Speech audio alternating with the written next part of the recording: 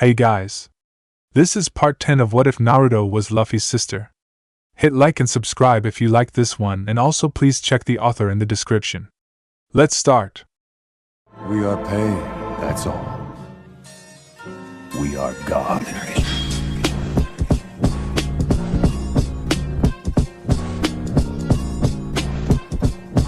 Chapter 31, Punk Hazard 6. Once Lo returned back to the office with the unconscious Monet and Virgo's head, a terrified Chopper screamed at him as he retreated far away from the Shichibukai. Arg! Law! You murdered them! He yelled as he pointed a trembling hoof at the man.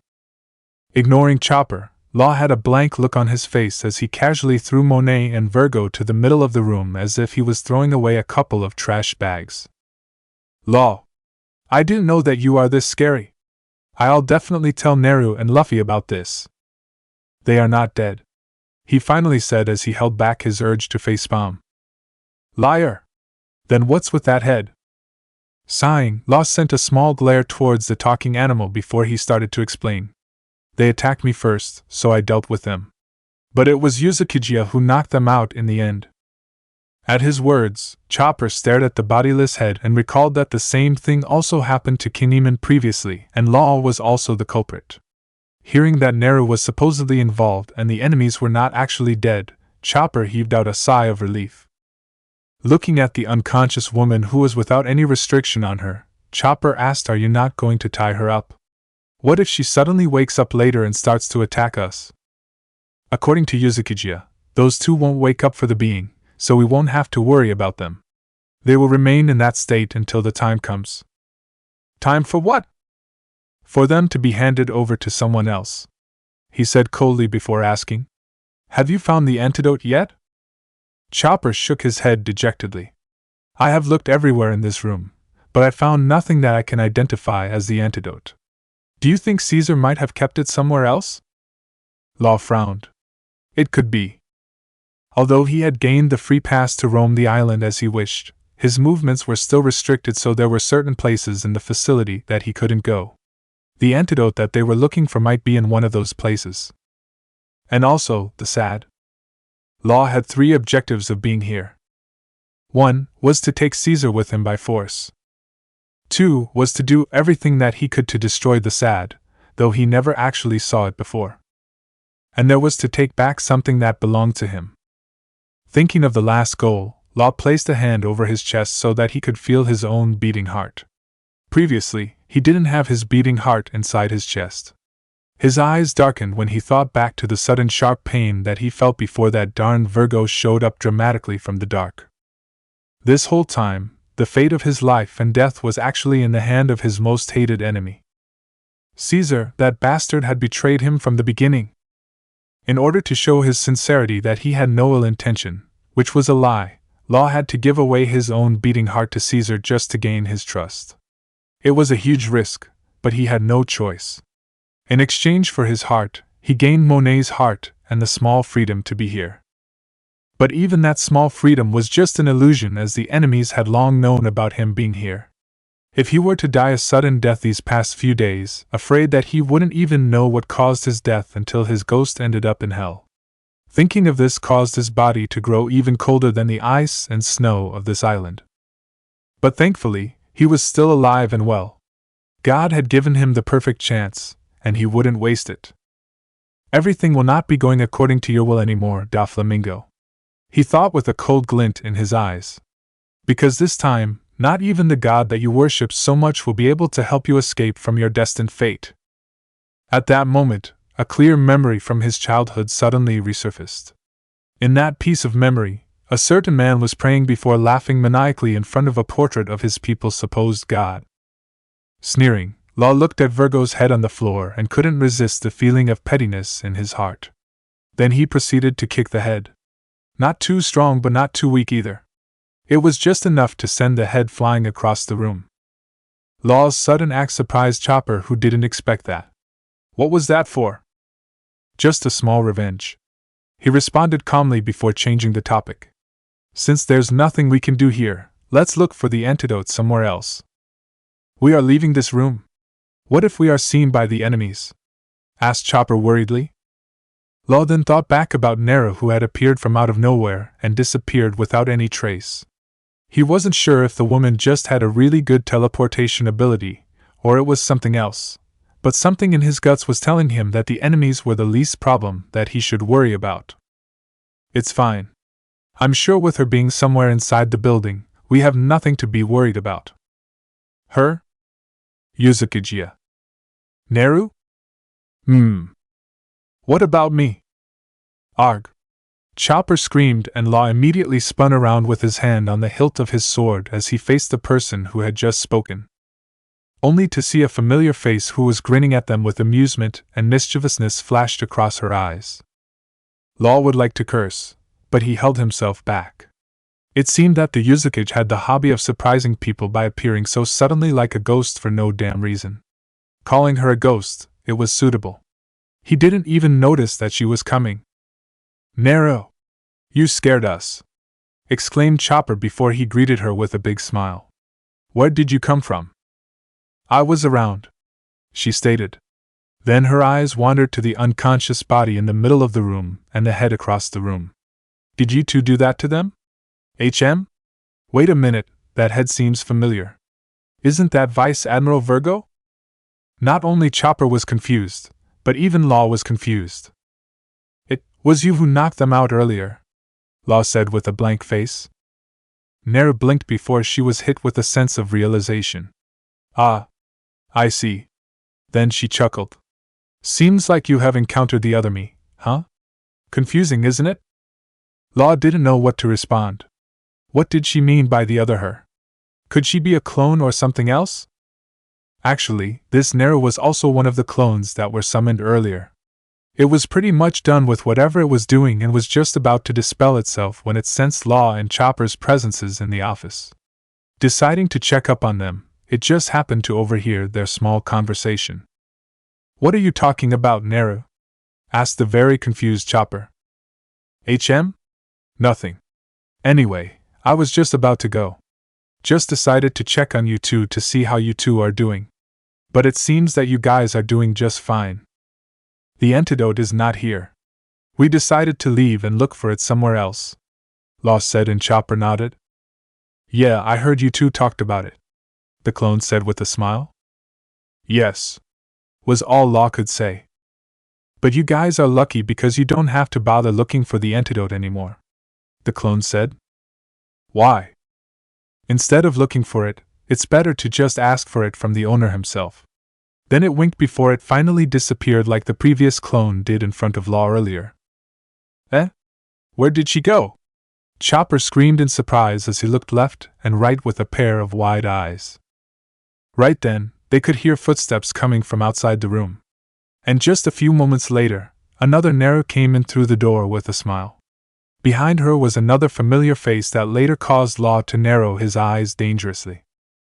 But then he was baffled when he saw that Caesar Clown was following closely behind the Yuzukage with a handcuff around both of his wrists.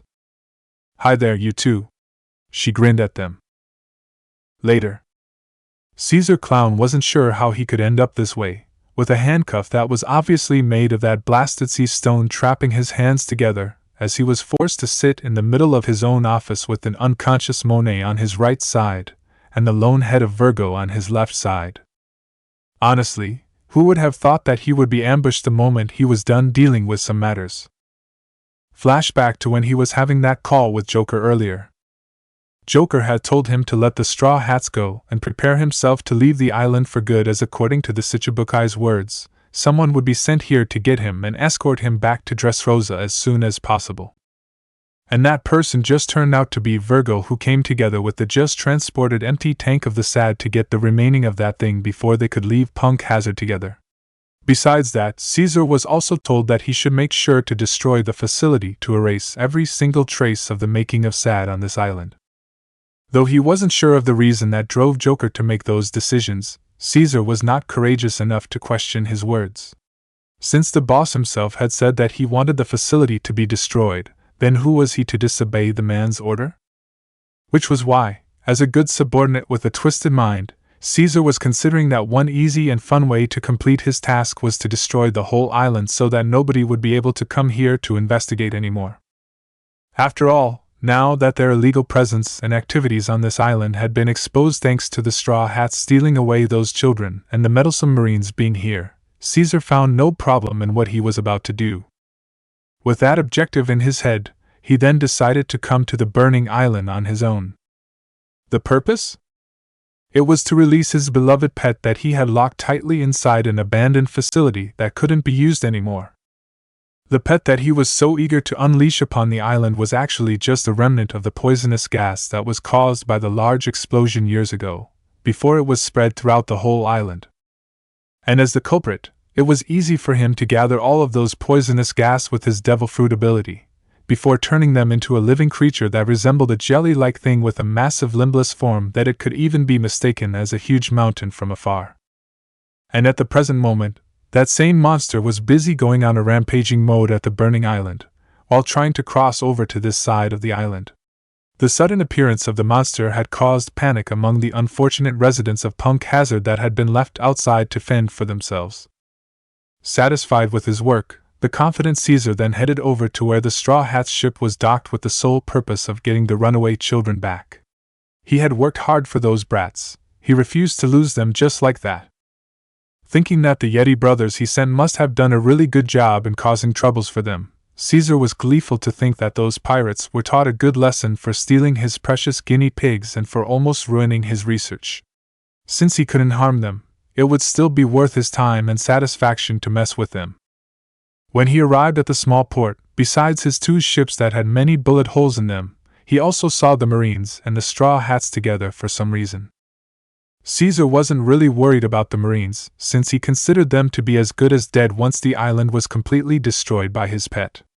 At first, he didn't plan for them to die since they were from the world government. But since he was planning to ruin the island anyway, then he couldn't be bothered with them anymore. He then saw how the children were chained together while behaving in such a violent manner, as they were screaming and demanding for the thing that they were most desperate for. He was satisfied. He, the culprit, knew more than anyone else about what the children went through. As expected, the children were under a withdrawal state. Using the candy that they desired the most, Caesar managed to lure them back to his side obediently without much trouble. His mood turned even better when he saw the helplessness on the face of the pirates and the Marines for not being able to do anything to stop him from taking away the children. Even though there were some stupid Marines who thought that they could go against him, Caesar wasn't that kind enough to let them do whatever they wanted. So he did what he had to do. He dealt with them. Joker might have said to let the Straw Hats go, but he never mentioned anything about sparing the Marines. Therefore, even if they ended up dead here, they could blame nobody but themselves. Who told them to be so meddlesome with his business anyway? They brought this upon themselves the moment they were even thinking of coming to this island. Not wanting to waste time on them anymore, Caesar shamelessly used the children to threaten the Marines and pirates before he proceeded to walk away along with the two Marines who had caught his attention with their situation. He was thinking of using the two Marines who got their souls switched for his next experiment in the near future. But who would have thought that the Straw Hats would suddenly volunteer to come along? Caesar was surprised, and so was everyone else. They thought, was there something wrong with their heads? Why were they so willing to be taken away when the villain obviously had no intention to deal with them? In the end, thinking that there was a rampaging monster outside and there was also that Joker who didn't want the Straw Hats to be harmed, the wary and skeptical Caesar ended up taking the Straw Hats with him. After all, if something actually happened to them while he was still here, the one who would be held accountable for their demise would be him alone. If Joker could protect him from an enraged Yuzakage, that would be good. But unfortunately, that woman was someone that not even a Yonko like Big Mom and the world government were able to subdue. Besides, Caesar was also quite confident in himself that he could deal with them if they were to do something stupid. And as he was there, revealing his ugly side for everyone to see, he had also ruthlessly disregarded Brownbeard, who felt betrayed by the master that he was willing to give up his life for. Being treated like he was trash, the poor centaur was then abandoned there like the rest of the insignificant Marines as they waited for their impending doom. After sending the children back to the biscuit room with extra security and locking the Straw Hats and the Marines in 2 separate rooms, also with extra security, he then made his way towards his office, knowing that Virgo should have arrived on this island by now. But why was it that when he was on his way there, someone just appeared from out of nowhere behind him without making any sound? It wasn't until he felt a hand touch his shoulder from behind did he notice that somebody was actually there.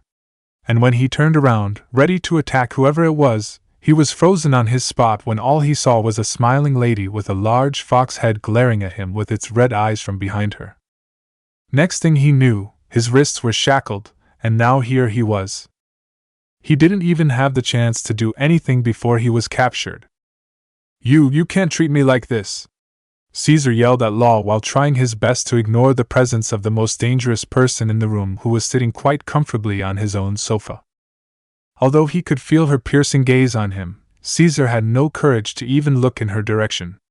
Instead, he focused all of his attention on Law, that damn traitor. Just looking at his smug face made him angry. "Law, you bastard! You betrayed me!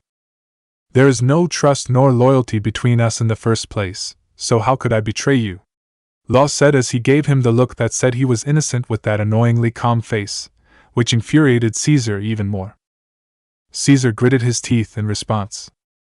"You're quite bold, aren't you, Law? I thought you were working for the world government this whole time, but it seems that I was wrong. I would have never guessed that you're actually a dog working for the Uzukage." Naru raised her eyebrow at his words, but Caesar continued to pretend like she wasn't there to soothe his nervous heart. "Why not?" Law smirked at him. "Becoming the Uzukage's dog is still much better than becoming a stupid blind dog of that man. At least I will know that I won't be killed off for no reason without even knowing the reason why." Of course, by saying that, he was referring to the fact that his heart was given away by Caesar to his enemy. When Caesar saw the sneer on the pirate captain's face, he knew right away what the man was talking about. Law was indeed right. Caesar wasn't that stupid or gullible that he would actually agree to Law's unreasonable request. Why would he agree to hide the presence of someone like Law from a tyrannical boss like Joker? He had never agreed to fulfill his part of the promise since the beginning. Therefore, once Law was gone, he immediately went to inform Joker of what happened. Surprisingly, Joker's reaction was unexpected to him, as the man only laughed in amusement before he ordered him to just let Law be, but also observe what he was up to. And the heart? Naturally, it was given to the big boss. TCH. He clicked his tongue in annoyance as he couldn't find any word to counter his words. So he asked, "In the end, what is it that you want actually? What is your purpose for being here?" "Nothing much." It was Naru who replied. "It's just that we are on our way to Dressrosa for the upcoming tournament. I'm sure you're aware of that." Of course he was aware of that. Then why did you come here and do this to me?" Caesar gathered his courage and looked at Naru. "I'm pretty sure this is our first meeting, so I don't know how I could have offended you. I didn't even do anything to the Straw Hat. You sent the Yeti brothers to us." "Oh yeah, he did," Naru continued. "I was so shocked and scared when there was suddenly a rain of bullets coming at me earlier. At that time, I was thinking, once I caught whoever was behind this ambush, I will definitely make him pay." She finished her words by staring at him with the look that said, "You're dead." Caesar had cold sweats running down his face at what she said. But then, a tiny creature went to stand in front of him, stealing his attention away from the woman. "Caesar, you better hand over the antidote to us right now," Chopper demanded as he stood right in front of Caesar. He may be angry at the moment, but he just appeared like a harmless little talking animal to Caesar, who didn't take him seriously. Caesar blinked his eyes at Chopper. If he wasn't mistaken, this tiny fluffy creature was the pet of the Straw Hat crew. "Antidote? What antidote?" Caesar asked in confusion, not getting what the creature was talking about. "Don't pretend like you don't get it. The antidote for the children illness. Hand it over now." When the children were mentioned, only then did he remember about them. He stared at both Naru and Chopper, thinking that they seemed to be worried too much about those brats. Then he thought about the children that he had taken back. Perhaps he could use those brats against them? As he was thinking of a plan to get himself out of this pathetic state, he put on a brave front and started talking. "The antidote? Of course I can give it to you. But you have to release me first." 3 pairs of eyes stared at him with an obvious distrust. The thing is, I keep the antidote somewhere else. Yeah, it's somewhere else that is only known by me. Not even Monet knows its whereabouts. So if you can just release me from this thing, I will head over there to retrieve the antidote immediately. Really? Chopper asked, blinking his eyes a couple of times like a naive child that was about to be tricked by a weird uncle with a piece of candy. Caesar nodded his head eagerly with a wide smile. Of course. I won't lie to you. He lied. Truthfully, he didn't have anything that could be the antidote for the children's supposed illness since he never thought of creating one for them. He didn't think that it was necessary for him to care whether those brats would survive through his experiment or not. All he cared about was the result, so there was no way that he would care enough to make a cure for those brats. What antidote? He was just bluffing. All right then. Innocent Chopper was fooled and totally believed in the evil man's words. Yes. Release me from this stupid thing, thought Caesar with glee. The moment he was freed, he would let them taste the feeling of having no oxygen for them to breathe. He would kill this woman and end her tyranny, then he shall become the person that have defeated the Yuzakage. But dream was just a dream. Chopper turned around and stared at Naru. With his innocent eyes he said, Naru, he said that he will give us the antidote if we release him. The moment Chopper spoke and Naru looked at him with her eyebrow raised, that was when Caesar returned back to reality, and had his dreams shattered into pieces. Damn it! How could he forget that she was the one who did this to him? Which meant that his freedom was all up to her. Naru stared at Chopper in a helpless manner as she shook her head. The little reindeer was so naive that he could be easily duped by the enemy, but even so, her heart was too soft to even get angry at him. Unlike Chopper, with her great skills and instinct to detect lies, there was no way that she could be easily fooled. She knew that Caesar was lying. Naru? Chopper blinked as he and the other 2 men kept their eyes on her when she stood on her feet and started to walk towards them. Chopper, remember this well, she said with a gentle smile, but hid a cunning grin. Just because the enemy agrees to give you something in return of something that they want, it doesn't mean that it must be us who have to complete the first part of the deal first. Oh. Chopper nodded, though he didn't understand much. However, he trusted Naru like how he trusted Luffy and the rest of his crew. So he just listened to her words like a good kid as he watched her heading towards Caesar. Law, on the other, remained quiet and unmoving on his spot, feeling interested at how she would deal with Caesar. Standing before Caesar, Naru looked down at the man. Now tell me, she demanded. Why yes? Caesar was so nervous that even if he forced himself to look up at her, he still couldn't meet her sharp gaze. He had to look somewhere else to lessen the psychological pressure that she had on him. Unconsciously, his eyes wandered to her chest. She noticed that, of course. Eyes up here, she said with a glare. Yes. The startled Caesar then forced himself to look at her face. Go on, tell me. Tell what? Naru rolled her eyes at how slow he was. Didn't you say that you have the antidote's whereabouts? Then tell me the place, and I shall send someone to go and retrieve it right away. At the back, Law wondered if that someone would be him. That's... Now Caesar was starting to let out a cold sweat. HM? What's wrong? No, it's just... Did you keep it somewhere that is hard to reach? Don't worry, that's not a problem. I can just go by myself. I'm confident with my ability. I'll be able to retrieve it without much problem. But... What? Naru continued to pressure him without letting him speak. Is the antidote kept in a safe that requires a password? Then you can just tell me the password. It's not that hard. What else? Does it need your fingerprint? Eye scan? Face scan? Then I guess I have no choice but to bring you along with me. With a reluctant sigh, Naru shook her head as she reached out her hand to Caesar, who had completely lost in submission to the heavy pressure emitted by her, and now had fallen to the floor.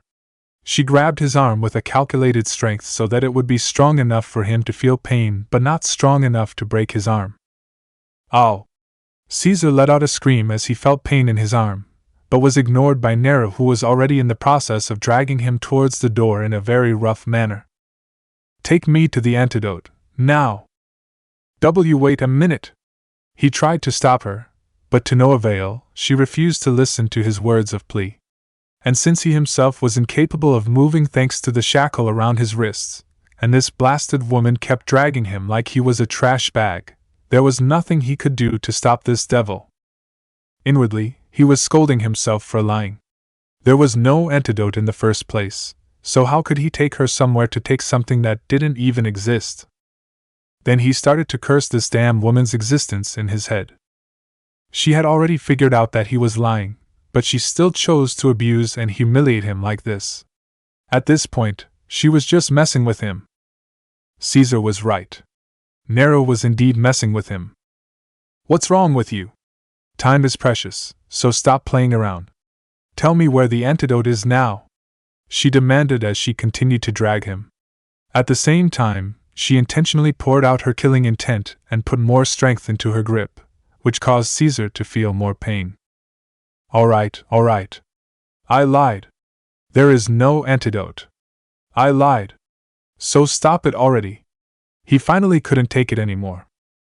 Having heard what she wanted to hear, Nero finally stopped walking and released her hold on him, causing him to fall harshly on the floor until his face kissed the floor. Being exposed to an overwhelming pressure while having his left arm felt like it was about to be broken just a moment ago, Caesar started to bear a grudge in his heart as he was breathing heavily. Damn this woman! He would make sure to make her pay for what she had done to him when he had the chance. Sensing the negative emotions coming from him, Nero wasn't fazed. As she was standing tall before him, her shadow was looming over him, giving him the feeling that he was completely suppressed by her. "You know, I have a lot of ways to make you submit to me," she said in a casual tone, but everyone who heard her could sense the danger in her voice. Her words jolted him up, and he immediately raised his head to look at her with terror in his eyes. What are you going to do?" "But fortunately for you, I didn't pick the extreme method." She ended her sentence with a grin, and Caesar didn't know whether he should feel relieved or not. "I was thinking of dumping you into the ocean if you didn't say anything earlier," she added, and his face became even paler than it already was. His wrists were shackled with a handcuff that was made of that cursed sea stone. If she threw him into the damn ocean, wouldn't he sink and drown to his death? And something in his guts was telling him that the woman wasn't kidding and that she would really do that to him.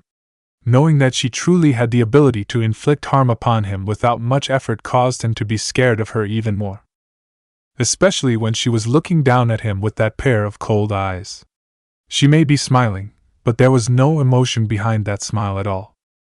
Fearing for his life, Caesar started to be even more nervous. "Why you can't do this to me?" he screamed as he struggled to move away from the woman, but he cursed inwardly when he felt that his body was being weakened by the sea stone. Out of habit, he started to use Doflamingo's name and influence like he often did to intimidate everyone else in the past by doing the same thing to her. "Are you really not afraid of offending someone like Joker? He will kill you if you dare to harm me." "Kill me?" Nera blinked her eyes when she heard his last words, before proceeding to chuckle as if she had just heard the kind of joke that Luffy would have made. When she started to chuckle, Caesar knew that he just said something wrong. "You're a funny man that reminds me of the clown that I once saw when I was still in East Blue," she remarked with a mocking smile. "If even the world government and a Yonko failed to erase my existence from this world, what makes you think that Doflamingo can?"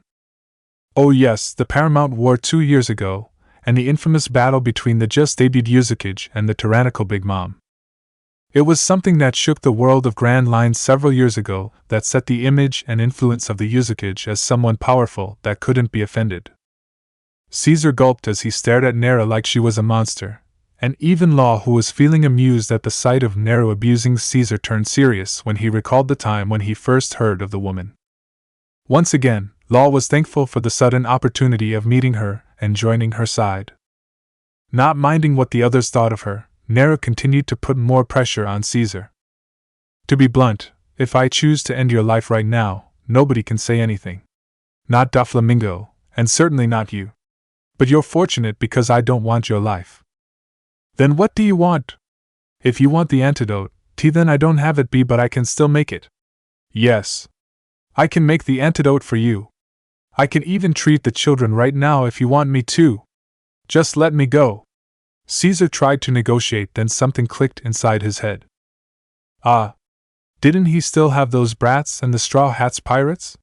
He wasn't that foolish to think that he could use the children to threaten this she-devil, but he could still use them in exchange for his freedom.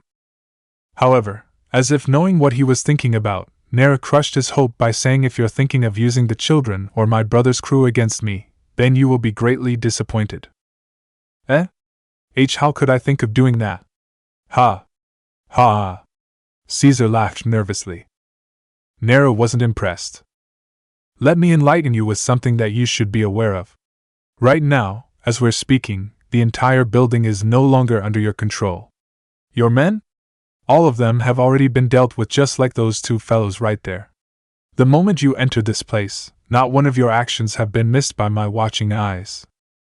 At that moment, Lon knew exactly what she was talking about. You cannot afford to escape from me, Caesar Clown. She smirked. And you thought of using the children and the Straw Hats crew against me? That will never happen. Because right now, her clones were already on the move to rescue them. True to what Nara had claimed, one of her clones was already on its way to release the Straw Hats from where they were being held. After the original Nara had received a memory of her clone about the arrival of Caesar and his large group of hostages, a clone was already on standby as it waited for its opportunity to save the Straw Hats, while another clone was also on its way to take care of the children. Soon after Caesar had left, the clone made its move. Standing outside of the room where the Straw Hats were being held, the clone was about to break it open when its hand suddenly paused. The clone then looked at the room next door. After giving it some thought, it then decided that it shall pay a friendly visit to the people next door first. Now that everything was under the boss's control, it would be fine for the Straw Hats to stay relaxed in their cell for a few more minutes. After all, it wasn't like they were in huge trouble, so it wasn't in a hurry to save them. Knowing that the door was locked, the clone then proceeded to blast open the door, startling the people inside. The two Marines, Smoker and Tashigi, quickly jumped to their feet as they readied themselves to fight.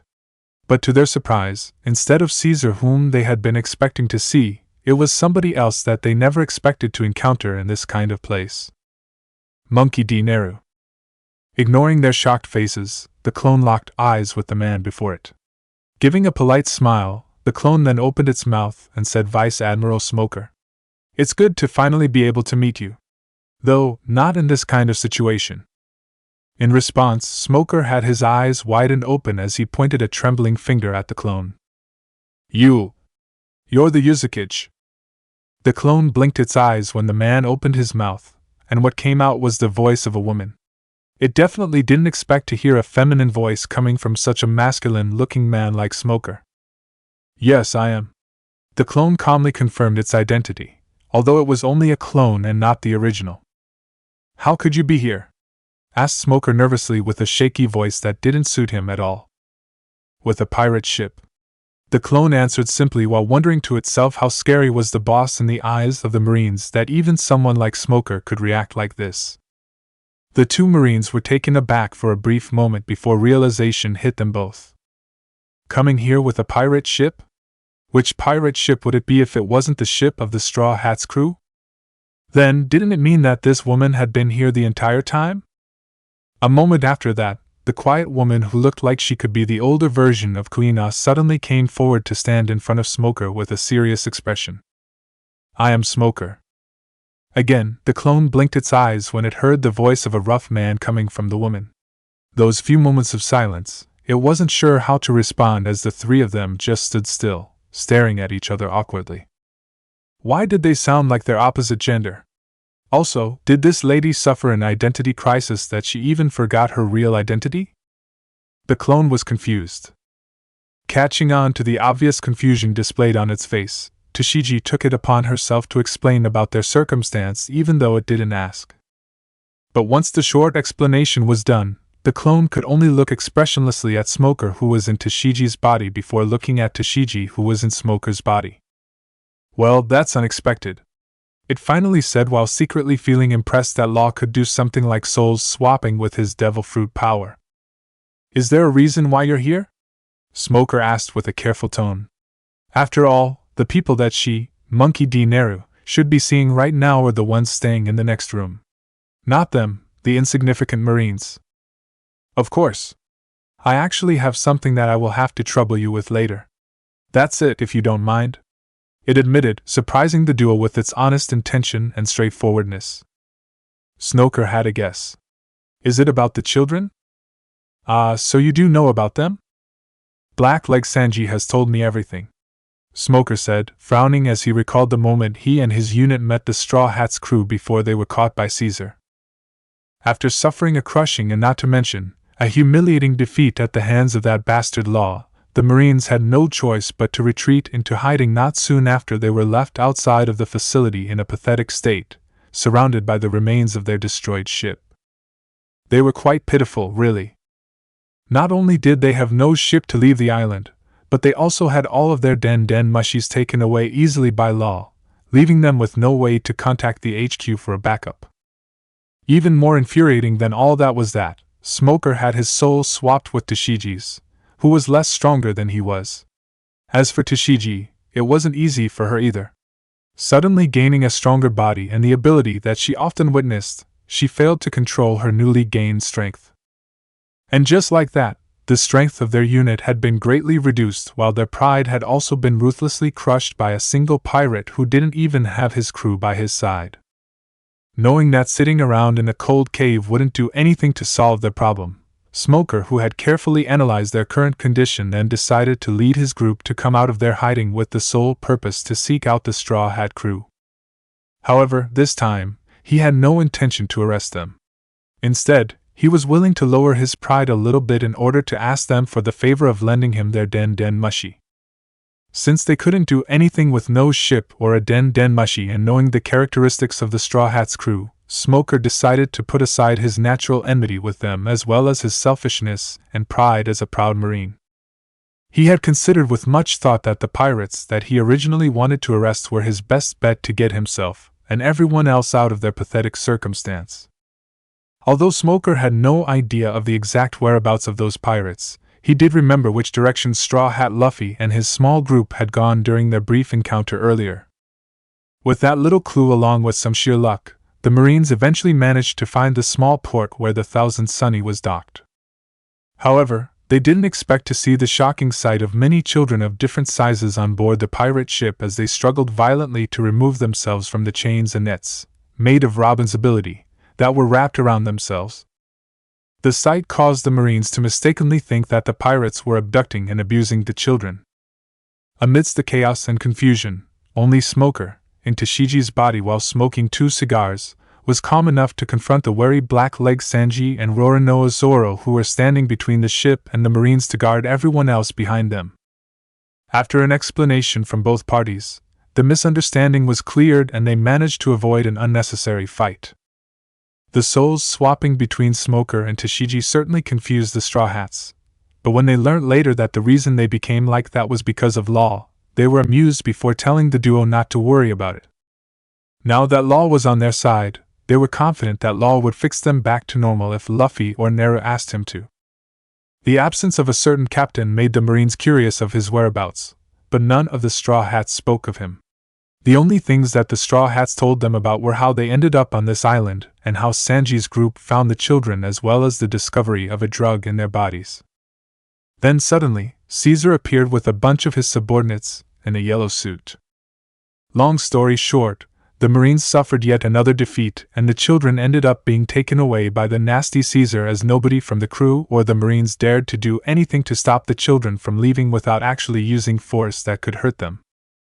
Especially not when there was a rampaging monster outside, which made them consider the idea that it would be safer for the children to seek shelter inside the facility anyway. However, the children were not the only ones that were taken away. The Straw Hats were also captured together with the defeated Smoker and Tashiji. It was just that, unlike the 2 Marines who were already in a helpless condition against Caesar and his men, the Straw Hats whom Caesar had strangely didn't try to attack as what he did to the Marines suddenly expressed their own willingness to be taken away, much to the surprise and confusion of everyone there. Until the moment they were separated and locked inside a different room, the Straw Hats remained obedient and didn't show even the slightest resistance at all. The fact that they didn't seem worried made Smoker think that they were perhaps waiting for their captain to come and get them out. Or so he thought. Instead of the captain, it was the captain's much powerful older sister who showed up in front of these two Marines, instead of going to see the Straw Hats as she should. "Since you are aware of Caesar and the children, then I'll be frank with you," the clone said, which aroused the curiosity of the two Marines of what it had to say. Seeing that the two seemed interested, the clone continued, "I am solely here for the purpose of requesting your help in taking care of the children on my behalf. In exchange, I will guarantee you and your people's safety for as long as I am here." "Us?" Tashigi questioned with uncertainty in her voice while Smoker remained silent. Although there was already an agreement made between Smoker and the Straw Hats about how the Marines would take care of the children and also not to bother them until they left the island in exchange of using their den mushi, Smoker and Tashigi were still surprised with what they heard anyway. Especially when it came from the Yuzuki's mouth herself. If earlier they were still unaware of the Yuzuki's unexpected presence on this island, they still wouldn't have any doubt as to why the Straw Hats would want to give them the children that they rescued, since it was the Marines' duty to protect the helpless and innocent people in the name of justice. However, since the monkey D. Neru was here, why would she decide to hand over the children to them? Especially when she had the reputation of helping unfortunate people. Heck, she even went as far as going against the world government. Not that Smoker didn't want to help the children, but he was merely curious. Was there something else that was more important for the woman than saving the poor children? As if knowing what went through the man's head, the clone smiled and said, "The Straw Hats and I have other important matters to attend to, so we will have to trouble the Marines for this kind of thing. I hope you don't mind." "No. We have no problem," Smoker replied, while Tashigi hurriedly nodded her head beside him. No matter what was the reason, it could not be denied that they would still do their utmost best to help the children. Maybe because the Yuzuki was not a pirate like her brother, or maybe because of her somewhat good reputation as the savior of helpless people, or simply because of her powerful influence. But Smoker and Tashigi find themselves unable to treat her like the criminal the world government portrayed her to be. They just could not treat her like how they always did to every pirate they met. However, although they didn't fully view her as a terrifying criminal or thinking of treating her like a superior, they were still quite tactful with their actions and words around her. After all, them being wary and cautious of her were not without a reason. "Great!" The clone was pleased with their expected response. "Now then, please follow me." Without waiting for them to respond, the clone turned around and left the room. The two Marines exchanged glances with each other before Smoker gave Tashigi a nod to indicate that they should follow after it. And just like that, the two exited their cell, and just in time to see the Straw Hats coming out of their own cell one by one. "Neru-san! You're here!" Nami was the first one to come out with a bright smile on her face. "Phew! I thought we were going to stay locked inside there for much longer," said Usopp with a relieved face as an amused Robin chuckled softly beside him.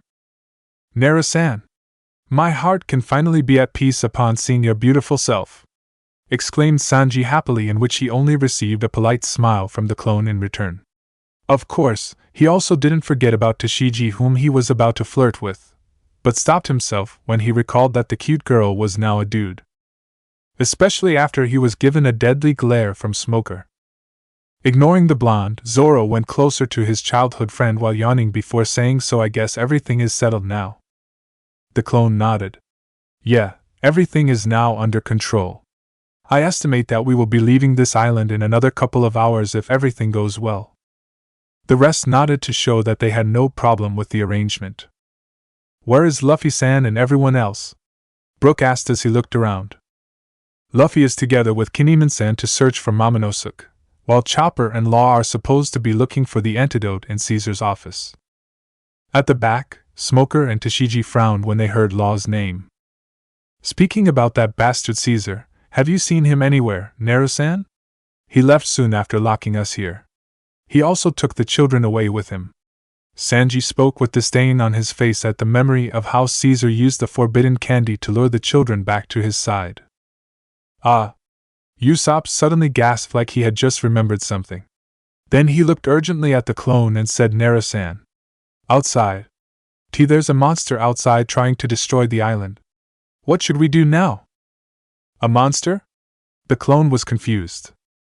Unexpectedly, before the sniper could explain further, it was Tashigi who was in Smoker's body that stepped forward to tell the clone about a monster that was so big that they could only catch a glimpse of its vague form from a distance. The last time they saw it, the monster was still on the other side of the island. We have no clue of what Caesar is trying to achieve by unleashing such a humongous monster or where did it even come from, but this is definitely not good. There are still many of our men that were forced to be left behind. At this rate, they might. Tashigi grimaced and couldn't finish her words. At the moment, all she could think about was the unknown fate of her fellow Marines that were stranded outside in the cold with injuries on their bodies. Could they even survive? Have they died? She didn't know. Smoker, who wasn't as emotional as Tashigi, didn't say anything, but everyone knew that the Vice Admiral was also worried over the safety of his men despite that stoic expression of his. Brownbeard-san is also outside. Brook mentioned the centaur. He was quite pitiful, being treated so harshly by Caesar despite his loyalty for that evil man. Sanji scoffed. Don't worry about that guy. That stubborn fool will not die that easily. Oh Sanji-san, though you treated him harshly, you still care about him. What a kind heart. Yo-ho-ho-ho. Shut up. Having heard what they said about this monster, the clone was in deep thought for a while.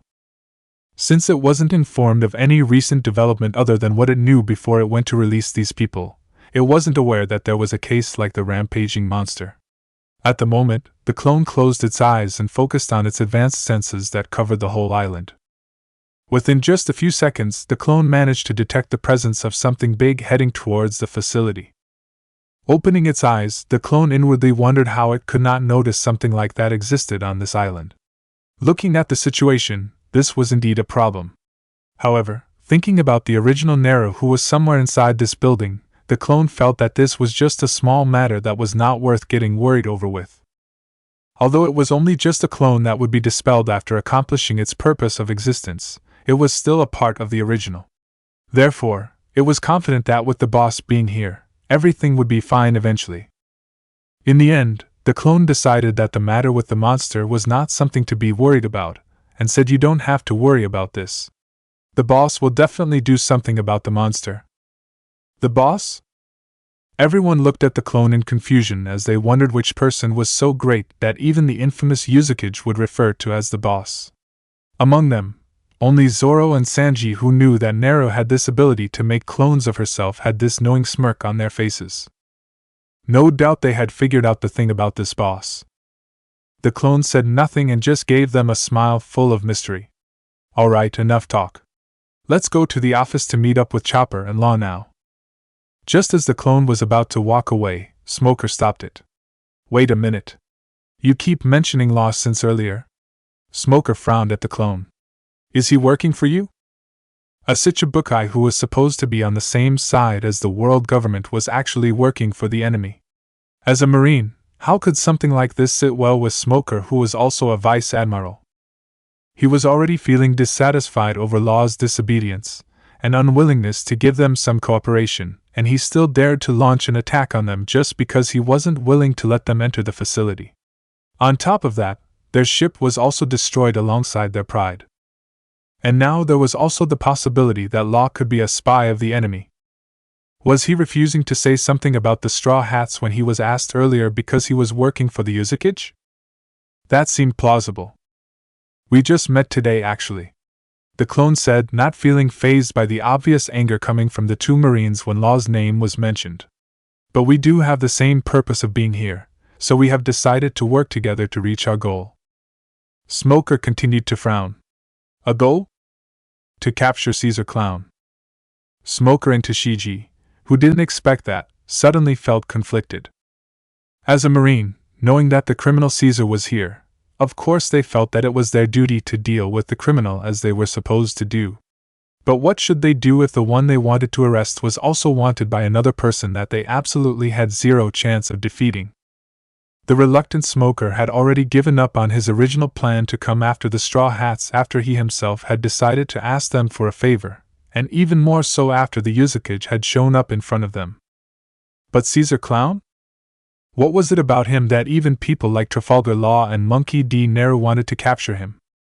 Smoker and Tashigi felt conflicted as they didn't know whether to stubbornly stick to their principles as a Marine, or surrender to the great and powerful influence of the Yuzakage, who obviously could kill them as easily as throwing a pebble into the ocean. Naturally, the clone was aware of their worries. In exchange for giving Caesar, "Why don't I hand over someone else to you?" a familiar voice suddenly rang behind the clone. As everyone focused on the sounds of footsteps coming ahead of them, the Yuzakage, whom they thought was a real person, suddenly exploded and disappeared into a poof of smoke, surprising everyone but two into being speechless. Why? Because once the smoke had cleared away, they saw another smiling Nero walking calmly towards them with Caesar Clown following closely behind her with a displeased expression on his grumpy face. Chapter 32, Punk Hazard, The End. After revealing her real self together with a reluctant Caesar to the Straw Hats and the two Marines, Nero then went to drag Caesar to deal with the supposed monster slime that he had created himself. As he was the master and creator of that thing, and not to mention that he was also quite powerless against the tyrannical Nero, Caesar had no choice but to be obedient and do what he was told to do without much complaint. It was unknown to the others of what kind of method that the two used to handle the mess outside, but it didn't take long for peace to return back to Punk Hazard. At the same time, while she and Caesar were outside, the rest of the Straw Hats and the two Marines went to meet up with Law and Chopper, who were waiting for them at the office. At some point, the group stumbled upon Luffy, Kinemon, and Momonosuke, who had just finished their business at the dining hall, aka finishing up all the food that Nero had kindly provided them with. While the Straw Hats were happy to reunite with their captain and get to know Momonosuke, the same couldn't be said about Law's reunion with the two Marines, especially after what happened between them. However, despite their unpleasantries, Smoker and Tashigi managed to control themselves from seeking trouble with Law, especially after knowing that the man was now a part of the Yuzakage's faction. Though, there were a couple of moments when Tashigi almost failed to restrain her emotions as she still remembered how the man had humiliated her earlier. However, no matter how hurtful and humiliating his words and actions were, he spoke nothing but the harsh truth of reality. Tashigi could do nothing but swallow her grievance and accept her defeat. As for Law, he didn't say much about the Marines' presence. After giving them some reactions that were considered annoying on purpose, he then fixed the two back to normal as what Nero had told him to do via a message delivered by Sanji, before handing over the matter of Virgo and Monet to them. Although the two were prepared and ready to see Virgo after being informed of his betrayal from Nero earlier, Smoker and Tashigi still couldn't help but to feel immense disappointment and anger when they saw his head on the floor. It was hard for them to accept the truth, but they knew and understood that his unexpected presence here alone was a proof that the Yuzakage was not lying about Virgo betraying them and the world government. It was even more so after they heard the confessions and testimonies made by Caesar's men that were captured by the Yuzakage alone. According to them, Virgo was here often, and he was also the one responsible for bringing some children to this island. Being slapped with the truth that their superior himself had a hand in the cases of the missing children that they were dealing with, Smoker and Tashigi felt disgusted and even more disappointed in him. It was a shame that Virgo was still unconscious at that moment, or else he would have received a punch or two from Smoker. While Smoker and Tashigi had their dilemmas over their situation, the Straw Hats were getting along with Kinemon and Momonosuke. After Nero and Caesar had returned back with good news that everything was fine now and that no dead Marine could be found outside, including Brownbeard, Law and Chopper went to treat the children. Thankfully, everything went well. A couple of hours later, after everything was settled, at the place where the Thousand Sunny was docked, the Straw Hats could be seen with the rest of the extra passengers, Law, Kinemon, Momonosuke and Caesar, on board the ship as they waited patiently for the time for them to depart away from the island to their next destination. Standing in line near the railing, they all watched as Nero had one last conversation with Smoker. Due to the distance, it was unknown what they two were talking about, but for those who had practiced Kenbunchaku hockey, they could still hear a bit of what they were saying. Here is the den mushi that Sanji-kun has promised you earlier, said Naru as she handed Smoker the small sleeping snail in her hand. Having his two favorite cigars in between his lips, Smoker glanced down at the den mushi before he looked at the woman in front of him, and responded to her with a serious expression. I am not a man that cannot keep his words. About the matters that happened here, the HQ will not hear a word of your name.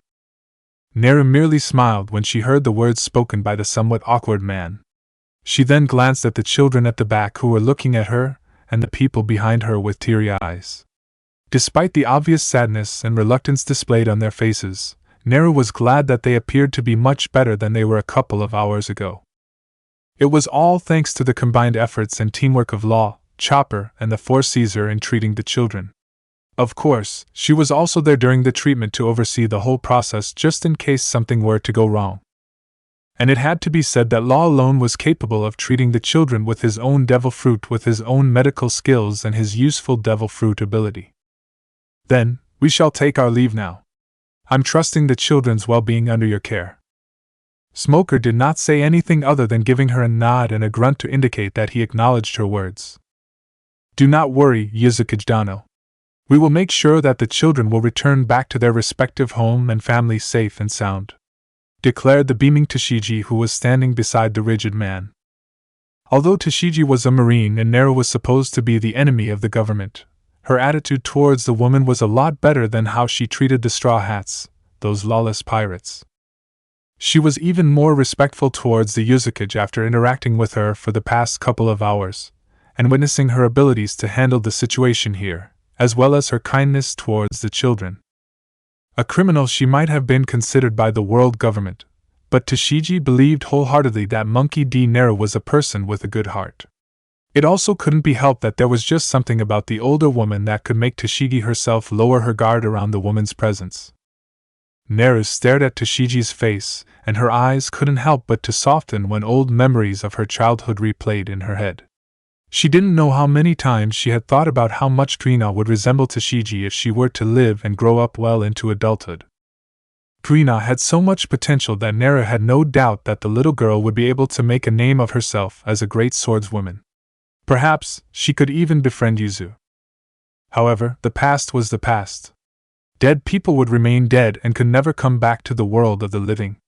Unless, of course, if they had Brook's devil fruit, or if there was someone out there who could use Edo Tensei, the forbidden jutsu. As for her, she was a different story. Anyway, just because Tashiki had some resemblances with Kuina, she was not her, and would never be her, as they were two different people with two different lives. Thank you, said Naru to the younger woman with a sincere smile. Tashigi was stunned for a brief moment, as she didn't expect that someone like the Yuzukage was actually thanking a lesser person like her. Well then, until our next meeting. After nodding her head at Smoker, Naru jumped off snowy ground and landed next to her brother on the ship. Bye, big sisters and big brothers. Thank you for everything. Bye-bye, Tanuki-chan.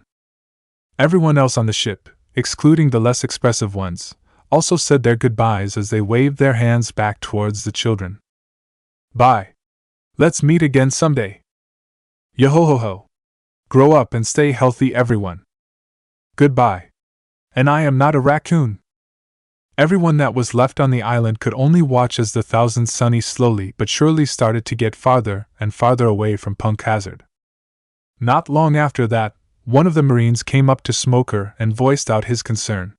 Smoyen, I know that we have a deal with the Yuzukage, but will it be wise for us to go along with the agreement? Smoker didn't respond for a good moment, but when he did, his eyes had never moved away from the silhouette of the pirate ship that was getting smaller and smaller. If we have the power to go against a monster like her, then we can just ignore the agreement and risk our lives to face her wrath. The person who asked and the Marines nearby went pale and couldn't help but to shudder in fear as they imagined themselves fighting against the Yuzukage. No doubt that it would be their free ticket to the underworld. That's. Besides, we are not a bunch of disgusting liars who like to go against their own words and backstab others.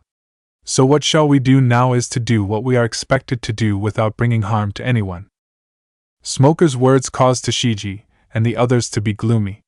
They understood exactly what he was speaking of, Simultaneously, the Marines stared at one direction where there was a wooden box that was tightly shut with chains all around it. There was only one hole the size of an eyeball made on one side of the box. Inside, Virgo's eyes remained shut. At the Thousand Sunny, everyone was gathered at the deck. Most of them were staring at a certain someone with a not-so-friendly gaze. Said certain someone stood uncomfortably behind a smiling Naru. This evil person, if you dare to do something wicked here, I, Kinnymon, will make sure to throw you off this ship immediately. You'd better stay away from Momonosuke, warned Kinnymon as he glared at the scientist. Quite honestly, he wasn't sure why Naruto and everyone else wanted to bring this evil person along, but who was he to question them? However, he would make sure to never let this wicked person escape from his watching eyes. Behind the samurai, there was Momonosuke, who was staring at Caesar with contempt in his eyes. Although he managed to avoid being subjected to the cruel experiment thanks to his samurai principles, he still couldn't help but to feel a tinge of fear towards Caesar. The others did not say anything, but Caesar was not blind to not see the warning in their eyes. "Oh, of course," Caesar immediately responded. It wasn't like he could do anything in his state anyway. Although he wasn't shackled anymore, but he still got this stupid sea stone bracelet that fit his left wrist quite perfectly. How many sea stone products did this woman even have anyway? But would he dare to question her? Of course not. I have a question. Usopp suddenly raised his hand. Yes, Usopp-kun? Why is that jelly thing here? Everyone looked down at where the sniper pointed his finger at, and saw a red jelly-like creature standing near the blue-eyed woman's long legs. It was round, slightly bigger than Chopper, but its height was below the knee level of an adult. The creature had 3 short dull horns on both sides of its head, and 2 skinny arms. It was staring up, looking at them with its cute pair of sparkly yellow eyes. Honestly, most of them had noticed that thing, but for some reason, nobody said anything. In the end, Usopp couldn't resist his curiosity and decided to point out its strange existence. "Oh, this guy. Its name is Smiley," Naru said, and the creature blinked. Luffy seemed interested as he went closer and crouched down to have a good look at the creature. "You look funny," he remarked, before he smiled brightly. "I like you? Join my crew." Hearing that, Nami immediately went and yelled at him. "Luffy! You can't just invite a random weird creature to join our crew. But look at him." In response, Nami looked at the creature who was blinking at her with its eyes, and she almost failed to resist its cuteness. At the back, Robin's eyes sparkled as she looked at it, and quietly mumbled cute under her breath. Still, you can't just take in any random weird creature every single time you are interested in one." The navigator continued to protest. They already had 2 in the crew. They certainly didn't need more. "Oh, this is not a random creature that has come into the ship by accident. This is actually the monster slime that was about to destroy Punk Hazard earlier," Naru suddenly announced with a smile, as if she wasn't bothered by the fact that the thing standing close to her legs was supposedly the same humongous monster that they were only able to see its vague form from afar earlier. "Eh? This thing?" Zoro looked at the thing with his eyebrow raised. "Doesn't seem like it can do anything," Sanji added. Although Caesar was a captive at the moment, he was also the creator of the monster slime. That thing may be small and harmless now, but it could still return back to its original appearance if Caesar ordered that thing to. However, Caesar looked at the she-devil in front of him, and his heart suddenly grew bitter when he recalled the time when they went to handle Smiley. Although he was helpless against the Yuzukage, but when he saw Smiley, a thought to command his monster to attack her suddenly existed. But his blood ran cold when he saw how the enormous monster suddenly shrieked back in fear when it noticed Naru. Somehow, the monster turned docile around her presence, and it was even willing to downgrade itself by looking like its current appearance. Caesar couldn't help but to feel like an abandoned parent when he saw how the creature that he had created with his own power was quick to disregard him, its master, to hug the thigh of an even more powerful person. In other words, Caesar just felt that the stupid creature was ungrateful and felt dejected that he lost what could be his powerful weapon. But how would he know that the reason why the creature was willing to submit to Naru in the first place was because of the woman's terrifying aura, and also because it detected an even more terrifying presence from within her? Long story short, the monster slime that was only a few years old, lost against the ancient old Kurama who couldn't care less about this kind of little thing. Don't worry, Smiley is a harmless little thing. It won't do anything to harm anyone here. Isn't that right, Smiley? In response, the little thing's round eyes turned into an upside-down U before it immediately wrapped its two skinny arms around her long leg as it rubbed its head against her pants, trying to gain favor. Seeing their interaction, Luffy blinked and said, "What? So this jelly thing is yours, Ne-chan?" "Ma, I thought I would be getting another interesting thing in the crew, but that's fine." Beside him, Nami heaved out a sigh of relief when Luffy gave up on his thought to recruit a strange creature into the crew. For now. Nara chuckled but didn't say anything. Soon after that, everyone dispersed as they went to do their own thing. Even Caesar had left together with Sanji and Luffy to consume something in the kitchen. The scientist's thick skin was quite admirable. Also, although he was their captive, Sanji would never let anyone go hungry on this ship. In the end, the only people remaining on their original spots were Naru and Law. Oh, there was also Smiley, that jelly creature sticking close to her, but since the little thing had already claimed her as its master, it would go anywhere she went. Naru was also thinking of taking a shower and taking a short rest before contacting Yuzu, but was suddenly stopped by Law, who had been waiting for the opportunity to talk to her alone. "Yuzukijiya." Naru turned around and raised her eyebrow at the way he called her, but didn't comment on it as she waited for him to say what was on his mind. "I just want to ask. How are you going to deal with Doflamingo?" Law asked with a serious expression and slightly awkward tone. Even though they had already discussed the overall plan, they didn't go further with the details. For Law, it was good to take a double confirmation and get some details to avoid some risks. Originally, Law had his own plan on how to bring Doflamingo down to his demise. According to his own original plan, he would get rid of the remaining sad on Punk Hazard first before leaving the island with Caesar, who was a very valuable asset in Doflamingo's business with Kaido. Law knew that he did not have enough power to go against Doflamingo with just him and his crew alone. He understood his situation more than anyone else, that coming to Punk Hazard to accomplish his purposes was basically a suicidal mission with low succession rate, as there were many factors and possibilities that could lead to his own demise. But still, he was willing to take the chance. Law had thought that once he succeeded in accomplishing his purposes here, he would watch with glee and satisfaction as Doflamingo suffer from the wrath and rage of Kaido for failing to provide the Yonko any more sad, which was an essential substance to make smiles, the artificial devil fruits. From the very beginning, Law had never thought of facing the devil on his own. He knew his limit, hence why he planned to use Kaido's power to make Doflamingo's life miserable. His objective had always been about taking the man down. Although he also knew that Kaido would definitely target him for ruining his business, Law wasn't afraid. Besides his obsession with Doflamingo's demise, he was also an ambitious man. He had his own greed and ambition to be one of the Yonkos. After all, which pirate didn't have the ambition to climb higher and have more power? Plus, becoming a Yonko meant that they would be a few steps closer to becoming the Pirate King. But then, just as Law was waiting for the chance to accomplish his missions, the Straw Hat crew suddenly appeared. But more importantly, there was also the Yuzukage, who was the only person who could go against the Yonko and subdue the world government with her godlike strength.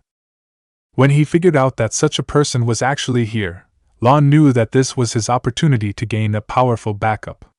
But how could it be easily acknowledged by someone like her? Therefore, Law, who was aware of the meaning behind the lone initial D in their names, tried his luck to gain her interest with the history of their ancestors. Although her reaction and response afterwards were not as what he had expected, but the outcome satisfied him nonetheless. He had pledged his loyalty to her, and she had also agreed to ensure the safety of his crew if something were to happen to him. In exchange for her protection, he offered himself to be her follower who would be working for her in secret. And due to their circumstance, along with his cunning mind, Law had decided right there and then to propose an alliance with Straw Hat Luffy to take down Kaido. Since they would be aiming for Doflamingo, who was an important business partner for Kaido anyway, it wouldn't hurt to lock Kaido as their next target. For Law, it was like killing two birds with one stone. Just by being one of the Usaku's people, he was able to gain more power to help him take down Doflamingo, and to proceed with his ambition to take down Kaido. Since he had decided to follow the Usaku, Law would follow whatever arrangement that the two had prepared.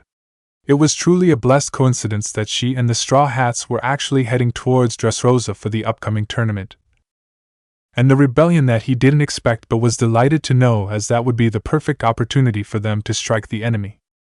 Law was ready to accept any command according to what Nero had planned, hence why he was asking her about her plan now. However, her answer surprised him. "I won't be the one to deal with him." Law was taken aback by the unexpected response. "What do you mean?" "I'm not interested," she simply said, and the man didn't know what to say in response to her honesty. Nero released a small chuckle when she saw his puzzled expression, before saying honestly, "At first, I wasn't sure whether to get directly involved with a conflict that has nothing to do with me, especially when this is about another country. It's quite troublesome, you know? And I'm not really fond of troublesome things. But then you appeared." Law didn't understand. Nero continued, "I'm sure you understand how easy it is for me to deal with someone like Doflamingo, which is why you came to find me on your own accord in the first place." He didn't deny it. "However, as I said before, I have nothing to do with Dressrosa, be it grudge or happy cooperation. So it is the truth when I said that I have no intention to deal with Doflamingo as you have thought. Because the ones who are aiming to be the Pirate King at the end of the day are not me," she stated with a small smile. True as what she said, from the very beginning, Nera hadn't actually decided whether she should accept the request from a former princess to aid her in her plan to rebel against the current ruler of Dressrosa or not. However, after considering the fact that Ace and Yuzu were there, with the former planning to win the Guragura no Mi in the tournament, Nera was worried that they might get implicated by the conflict between Viola's side and Doflamingo's side later on. Usually, she wouldn't be this worried about them since she knew that they could take care of themselves, but this time was different. Because the moment she left the Fishman Island with the Straw Hat crew, her path had already been chosen by fate. The moment she saw the island of Punk Hazard after waking up from her short nap, she knew that she would get involved with the rebellion one way or another, whether she wanted it or not. Neru was not a saint, and she wasn't obligated to help everyone with their problem when she herself had no relation or connection with them whatsoever. Being in this world for almost 25 years had made her understand that she didn't have to be involved with everyone else's business, and she also did not owe anyone anything, that she just had to accept any person's request to help them with something. Especially a big matter like overthrowing the current monarchy. However, fate brought her to Punk Hazard, in which there was Caesar, who was considered to be a valuable asset by Doflamingo. Moreover, Luffy had chosen to explore the island, and Neru, who liked to take advantage of whatever circumstances that would benefit her the most, had decided to do what she could do there. Since she was very well aware of Doflamingo's illegal business with Kaido, she was thinking of a way to end the rebellion with a minimized damage and loss. She was considering the idea to hand over Caesar to Viola and let her use the scientist however she liked against Doflamingo. Nera believed that, since the princess was brave enough to harbor the thought of ending Doflamingo's reign, then she must have been fully prepared on her side. So giving her Caesar was already a huge favor from her. What would happen after that, Nera didn't want to get involved. She only planned to leave Dressrosa after Ace managed to get the Guragura no Mi. However, Law, this strange man, suddenly appeared. Knowing later that this guy was thinking of the same plan regarding Caesar and Doflamingo as her, she was interested. She listened to what he had to say and eventually agreed to accept him. Ever since then, Nera changed her mind of being directly involved with the upcoming rebellion, and was planning to let Luffy and Law handle Doflamingo themselves. What she said was not wrong. It wasn't her who was aiming to become the ruler of the sea, but them. Nera couldn't care less about how Viola was planning to usurp the throne, but if there was a chance that the people she cared about would get implicated and get dragged into the conflict, Nera would like to see how Luffy and Law, who had an alliance with her brother, deal with the problem themselves. It wasn't like she had the habit of seeing her siblings get into troubles, But as an older sister, she wanted to see her brothers growing strong enough that she wouldn't have to be worried over them every single time. Plus, she really would like to see how much Luffy had improved over the past 2 years. It was a shame that she couldn't see his fight against Hody Jones back in Fishman Island. But nevertheless, she was still proud of his success. As for Law, she was very interested in the so-called heritage of those with the initial D in their names. I am giving you a chance to prove yourself, Trafalgar D. Waterlaw. You said it yourself that us, the descendants of the fallen kingdom, are meant to go against the world government, didn't you? So why don't you fulfill your role then? Don Quixote da Flamingo is the current king of Dressrosa, which is one of the 12 kingdoms that have formed the world government. Does the enmity between you and him have something to do with your heritage? Law didn't answer. Knitting his eyebrows, he frowned. It was unknown what the man was thinking about. Nera didn't mind his lack of response either, as she continued to speak. Anyway, Doflamingo would have noticed that something is wrong by now, if not sooner. If I were him, I would be suspicious enough and send some people to Punk Hazard soon to investigate what is going on there. But if he is smarter than that, then he would send himself instead. After all, besides the big boss, who else would be able to handle the matters that not even the subordinates could accomplish? Isn't that right? Her words caused him to be in a deep thought as he processed her words, and realized that she was right a moment later. Virgo and Monet were defeated so easily without even getting the chance to retaliate. Up until they were handed over to Smoker, none of them had woken up yet. Someone like Doflamingo would definitely figure out that something was not right. If the man decided to send some people, Law wasn't that worried. Even if the man himself was coming, Law was confident that they could deal with him. However, Law glanced at Nero, who was staring at him back, waiting for him to say something.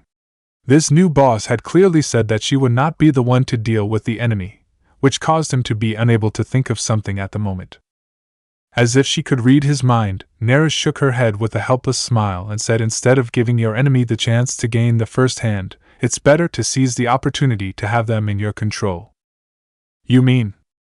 Luffy is not the type to plan, so I'll just hand over the role of a mastermind to you.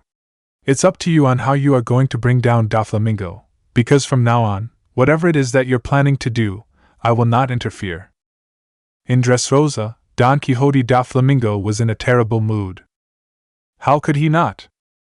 Hours went by, and yet he still had not received even a single report from either Virgo or Monet. Not even Caesar had tried to contact him again after their last call. Not knowing what happened on their side caused him to feel irritated.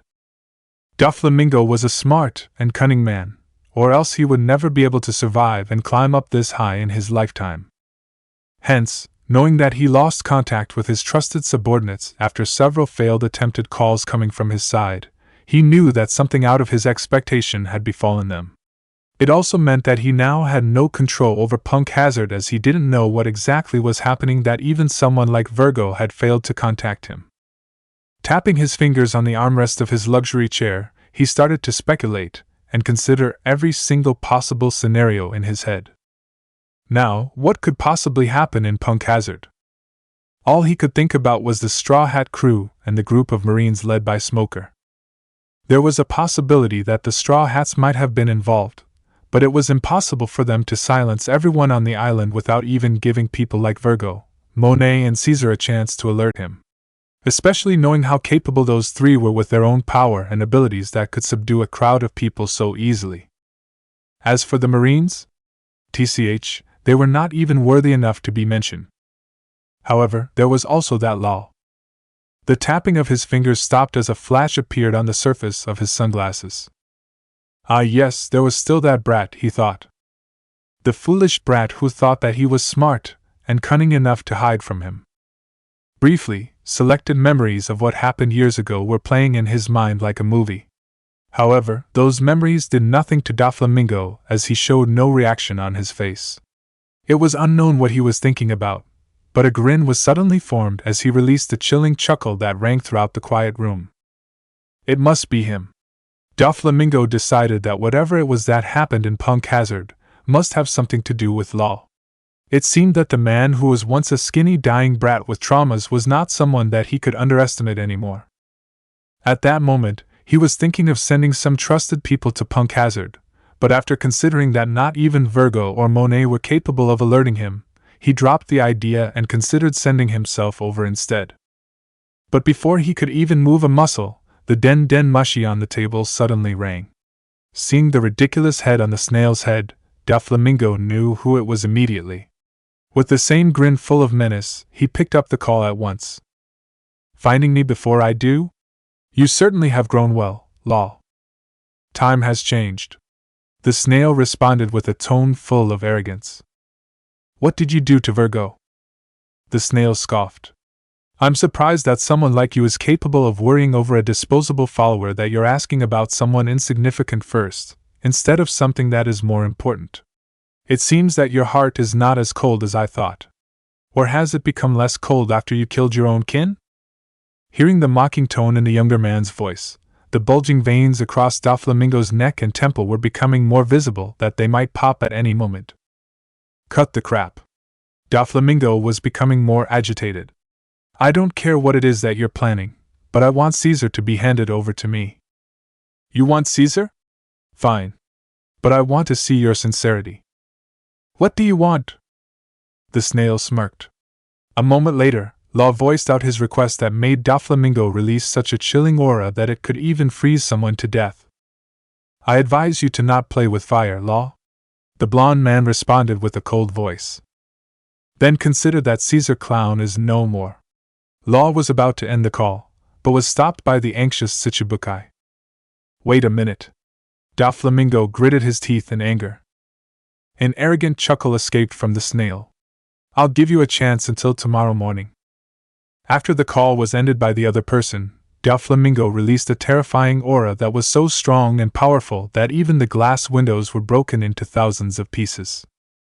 The next morning, the world was hit by a massive surprise when it was declared through the articles and newspapers that were released that morning of how the infamous Doflamingo had apparently decided to abdicate his throne as the king of Dressrosa. Not only that, but it was also announced that he had abandoned his position as a Shichibukai as well. The news was so sudden and unexpected that it caused an extreme reaction from those that were related and had some connection with the heavenly Yiksha. In Dressrosa, many people were crowding in every available street of the country as they expressed all sorts of reactions over the news.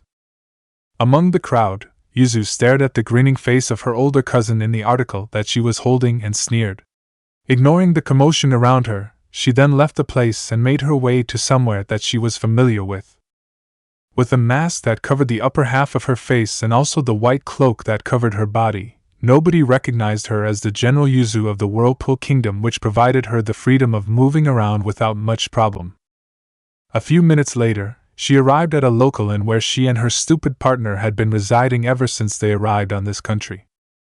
As soon as she stepped into the building, the receptionist, who was already familiar with Yuzu, immediately informed her that her friend had already left a few minutes ago, letting out a tch, the sprat. Under her breath, she then thanked the receptionist before she exited the inn, and made her way towards the next building, which was actually a famous local tavern. When she entered the tavern, many eyes traveled on her. But as most of them were frequent visitors of the tavern, they were already familiar with this person, a woman who was also a regular customer of this place. So they quickly looked away and minded their own business when they saw that the mysterious woman was making her way towards a table near the window, which was occupied by another mysterious person wearing the same cloak as her. Some curious people who had never seen them before were still staring at the two with interest and slight wariness as they wondered who could they be and which organization or crew they came from. Their curiosity and wariness were not without a reason. Today was the day for the tournament, and there were many people from all sorts of places coming here with the intention to join the battle for the Guruguranomi. Therefore, for these people, anyone that seemed all mysterious like these two people wearing the same kind of cloak were seen as a potential competitor. Ignoring the eyes on them, Yuzu reached the table and glared at the man who was busy stuffing his face with the bunch of food in front of him. Sensing that somebody was standing close to him, the man looked up and saw Yuzu. Seeing that it was only the bad-tempered woman, Ace gave a small sound as a greeting before he eventually returned his attention back to his food, gobbling everything up as if he hadn't eaten anything for a whole year. Suppressing the desire to hit him, Yuzu continued to give him a glare as she took the seat across him before slamming the article onto the table harshly, causing the table to shake from the force. Although Ace wasn't fazed by what she did, he still gave her a look of dissatisfaction. In response, Yuzu sneered at him and said, "You still have the mood to eat like a cow at this time?" Ace wanted to speak, but he realized that his mouth was full. Knowing that speaking with a full mouth was bad table manners, bless Makino for giving him a basic ethics lesson when he was still a brat, he continued to chew whatever was left inside his mouth before swallowing everything in one go. Then he replied to Yuzu, "What are you getting mad at for no reason now? It's morning, of course I have to eat breakfast. I need to get enough food to get ready for the tournament later." Yuzu rolled her eyes when Ace resumed consuming more food. "Are you even aware of what is going on in this country now?" Ace just blinked at her. Even though he didn't read the news, with the commotion happening outside and words exchanged between the other customers, it would be impossible for him, who was observant and had good control over his Kanbunchaku haki, to not notice that something was wrong. Yuzu naturally knew that. She just asked because she was annoyed that the man didn't seem to be fazed at all. Since it is said that Doflamingo is no longer the king, and the country is now in chaos because of the sudden news, do you think the tournament will still go on? For Yuzu, the purpose of them being here was to obtain the Guragura no Mi by winning the tournament. Once Ace managed to land his hand on the devil fruit, they would immediately leave. Of course, they would be leaving together with Naru, who had informed her last night that she would arrive here today. But now that the current situation with Doflamingo and Dressrosa was like this, what about the tournament? The tournament was the easiest and direct way for them to get the Guragura no Mi. If the tournament was cancelled, then the devil fruit would definitely be taken away and kept in a place that would be hard for them to reach. Plus, according to what she heard from a certain someone, something big would happen later. Thinking about a certain someone's words, Yuzu thought that today would either be the most interesting day for her, or the most tiring day for her poor soul.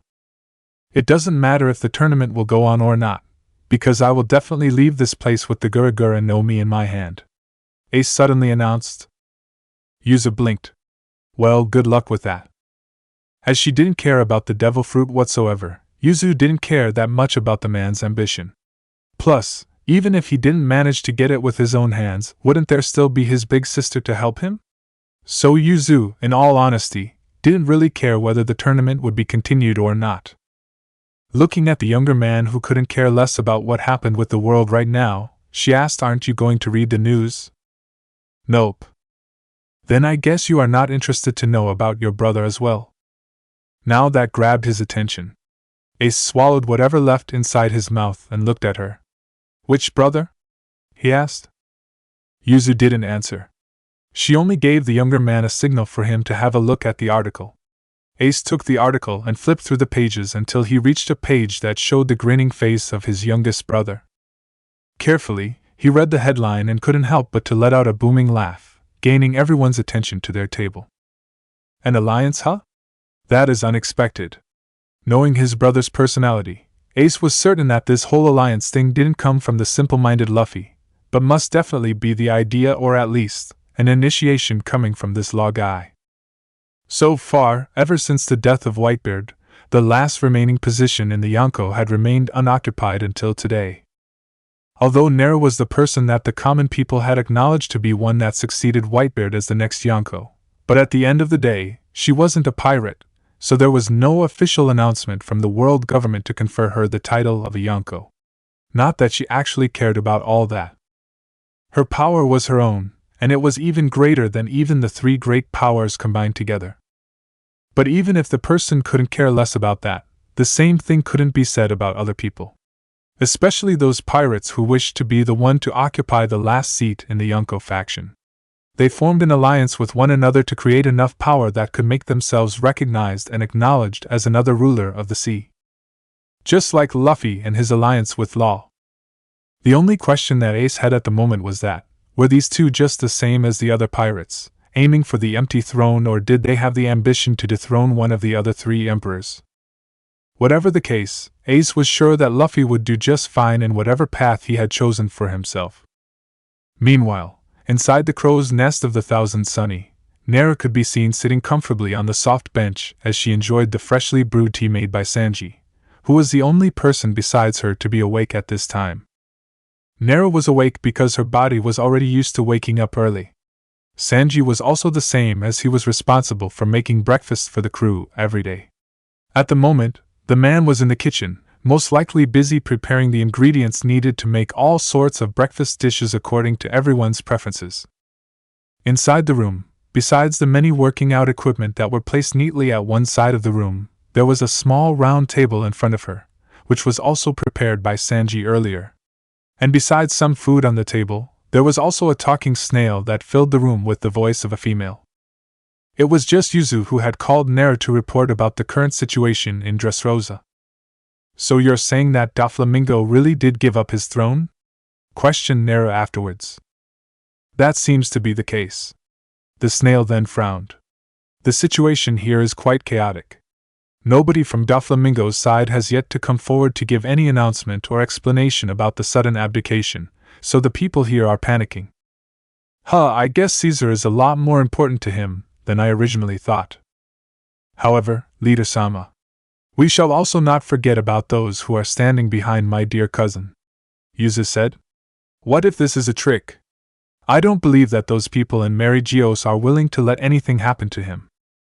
Because of what she said, Nara knitted her eyebrow as she thought about it. The fact that Yuzu was a world noble that came from the Don Quixote clan was not a secret. The same thing could also be said about Doflamingo as well. Before the Paramount War, the name Don Quixote was not known to everyone, but anyone who was bothered enough to look deeper into the clans in Mary Geos or the history of the world government would be able to find out that the Don Quixote clan actually used to be a royal family that ruled over the country of Dressrosa hundreds of years ago. Once all of the members of the Don Quixote clan decided to move and live a luxury life in Mary Geos, Dressrosa was then taken over by another family, which was the royal family that Viola had descended from. 10 years ago, Doflamingo rose to be a terrifying pirate captain. He was then offered by the world government to occupy one of the available positions as a Shichibukai, before he went to usurp the throne, becoming the next king of Dressrosa. However, no commotion was made about him being a world noble. According to Yuzu, Doflamingo was no longer a world noble ever since his father, Don Quixote Homing, had decided to leave the luxury life in Mary Geos with his wife and 2 children. During this time, Yuzu, or Dorothy, her birth name, wasn't even born yet, so she wasn't familiar with her uncle and his family. Then one day, it was reported that Homing had tried to seek help from his family and the other world nobles, but was ruthlessly rejected. Later on, the wife died. A couple of years later, young Doflamingo, who was only 10 at that time, returned back to Mary Geos with the head of his deceased father in order to regain his world noble status back, but was humiliated and rejected by them instead. 13 years ago, an adult Doflamingo went to Mary Geos and caused chaos by killing some of the members of the Don Quixote clan in cold blood as an act of revenge for what happened during his childhood. Dorothy's parents were also included in the massacre. The 11-year-old Dorothy was actually supposed to be killed on the spot, but it was unknown what made her older cousin change his mind and decided to spare her life. Then he left. A year later, the 12-year-old Dorothy went missing. Although Doflamingo had committed such a serious crime of killing several world nobles in the Holy Land of Mary Geos itself, as well as his act of taking over Dressrosa with his ruthless and cunning methods, he was still able to live a good life as though he wasn't a terrible sinner. Yuzu had long suspected that perhaps her dear older cousin had something important or powerful in his possession that he had used as a shield against those ruthless people of Mary Geos. The knowledge that Yuzu had about Mary Geos was limited since she had left the place when she was 12. Even the matter of Doflamingo and his family was told to her by her father before he died, having his head cut off by his own nephew. As for Naru, what she knew about Mary Geos was even lesser than Yuzu herself. Therefore, even after thinking for so long, she still couldn't come to a conclusion about why Doflamingo was quite willing to lose his throne and his position as a Shichibukai. Because law threatened him with Caesar? Was he that much of a coward? Nara didn't believe it to be the case, and so was Yuzu.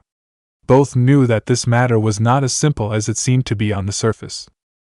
It's no use thinking about it now, Whatever it is that Doflamingo is actually planning, wouldn't we know about it sooner or later anyway? The snail blinked twice, before Yuzu's familiar chuckle rang throughout the room. F. That's true. Then, their topic changed to the alliance between Luffy and Law. When Yuzu asked about the sudden development, Naru answered supposedly, after your cousin, they are going after Kaido next. Oh ho? They have such a big appetite? Are you not worried about your little brother?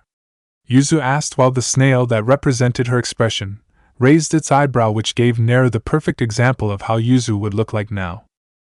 What for? I believe that Luffy will be just fine. Plus, it's not like they would be going after a Yonko soon after this. Well, we'll never know. After all, your brother seems to be the type to attract trouble wherever he goes, fufufu. Naru was about to respond to that, but her sharp hearing suddenly detected the familiar sound of a news coup announcing its presence, and informing the people of Thousand Sunny that it had come with today's newspapers. Looking out of the window, she glanced down and saw the just-awakened Law, who had spent his entire night outside, signaling for the news coup to give him a newspaper.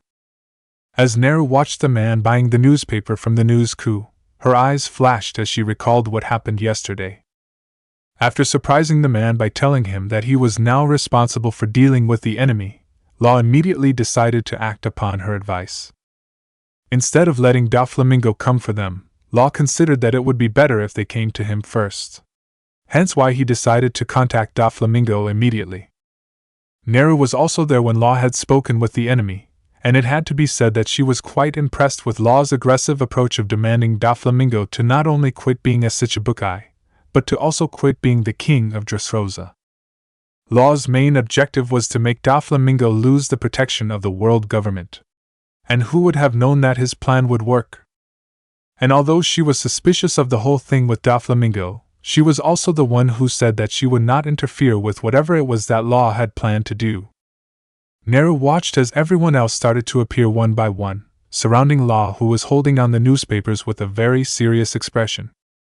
After telling Yuzu that she would be finding her as soon as they arrived at Dressrosa, Naru ended the call and kept away the Den Mushi before she went to join the others who were discussing the recent events. Hours later, the Thousand Sunny finally reached Dressrosa.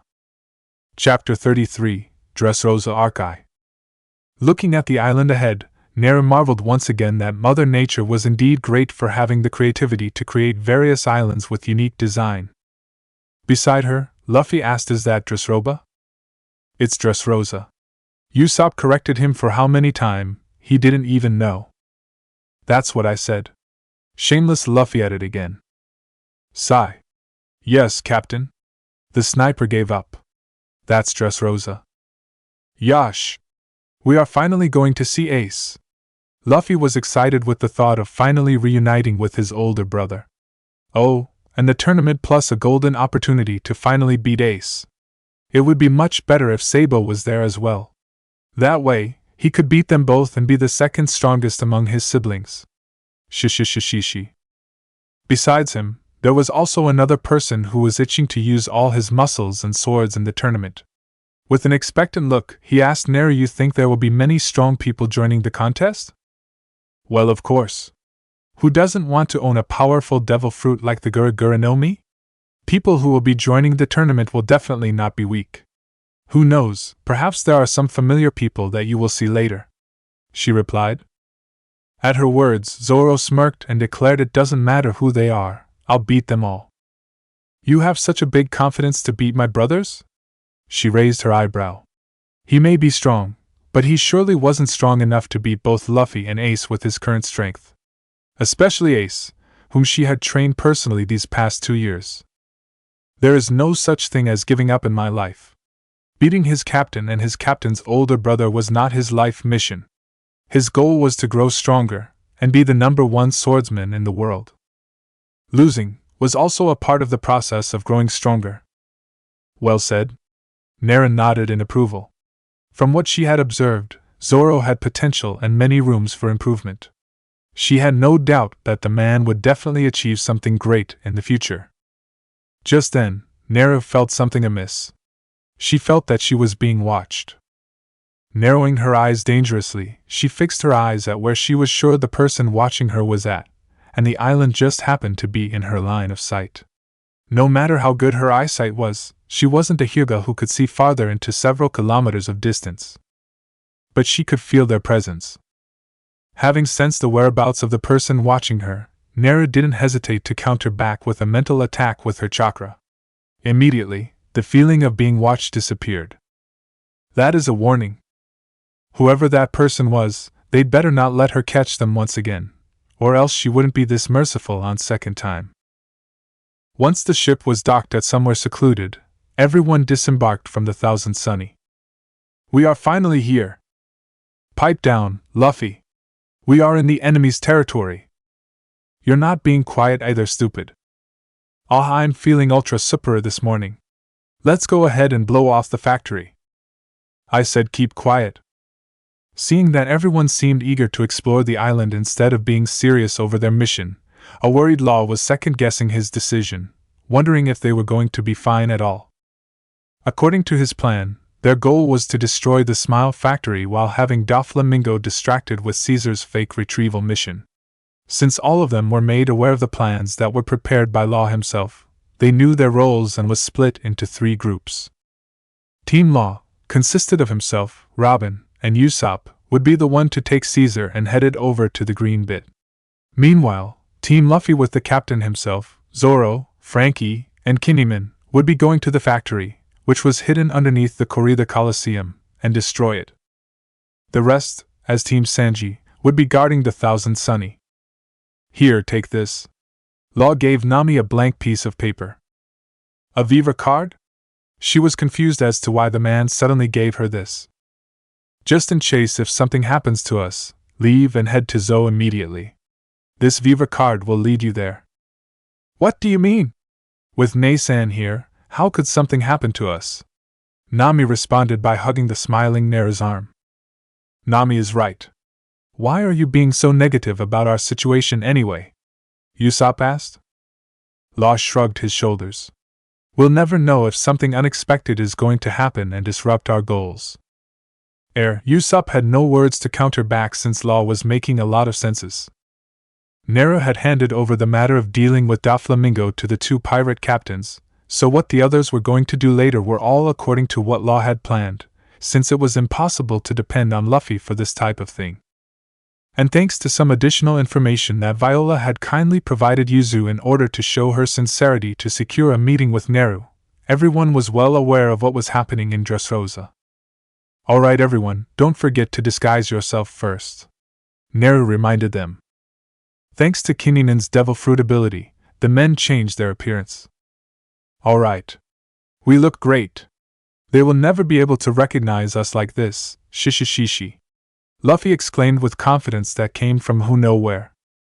Naru, who was an expert in disguising herself, just stared at the men who had just changed their clothes and put on a fake mustache and a pair of sunglasses, and resisted the urge to comment something. Let's go to the city.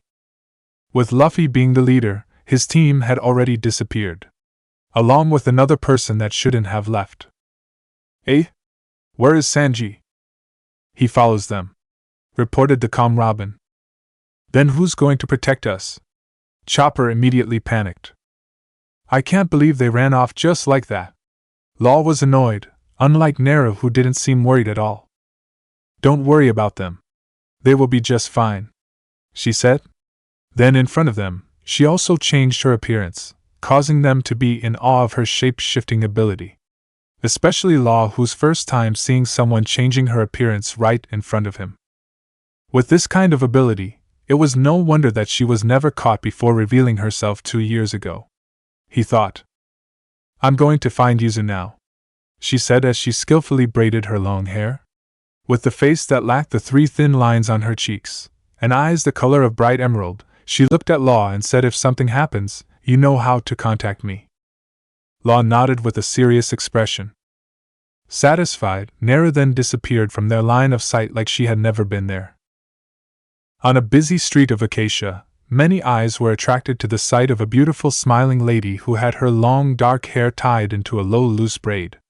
She was looking around the place with her bright emerald eyes as if it was her first time of being here. She was wearing a simple dark shirt with a golden-colored sash wrapped around her waist, and a dark baggy pants. There were some men who wanted to approach her, but when they did, she simply disappeared into the crowd. Naru, who had been blending well among the crowd, had her eyes roamed her surroundings as she observed the joyous people dancing and playing music everywhere. Seeing how relaxed these people were, it was as though that their king hadn't just suddenly stepped down from his throne, which was supposed to cause a panic among them. To be exact, everything seemed pretty normal around here, including the abnormal sight of the countless toys talking and walking around the place as if they were actual living beings. Dressrosa was a country that wasn't only known for its infamous Colosseum, cuisines, cultures, and ladies, but it was also known for having living toys that coexisted harmoniously with the humans. Her eyes locked onto a pair of mother-daughter right in front of her, and noticed that the little girl was holding a walking teddy bear with one hand. "Mummy, can I bring Teddy with me when we go to Alice's house later?" asked the little girl to her mother. The mother glanced down at her daughter with a gentle smile and said, "Of course, sweetheart. But do make sure to always keep Teddy close to you. You always tend to forget about him every time you go play with your friends. Mummy will not get you another toy if you lose this one again." The mother then looked at the fluffy toy. "Plus, Teddy will be sad if you were to lose him again. Isn't that right, Teddy?" In response, the teddy bear nodded its head eagerly before hugging the little girl's arm affectionately, as if begging her to never abandon or forget about it. The little girl took the teddy bear into her embrace and said, "Don't worry, Teddy, you're my best friend and I will never forget about you." As Naru walked past them, she could sense many kinds of emotions coming from the toy.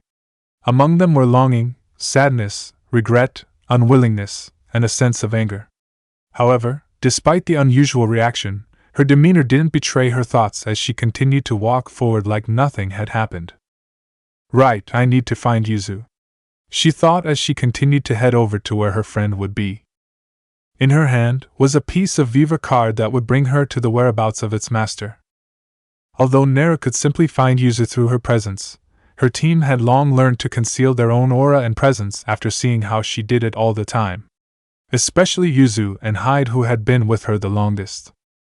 Being with her ever since she had arrived at the Grand Line, those two had completely mastered the art of concealing one's presence, which was a huge advantageous attribute for them as Yuzu could be considered as an assassin, whereas Hyde was the type to ambush his opponents and catch them by surprise.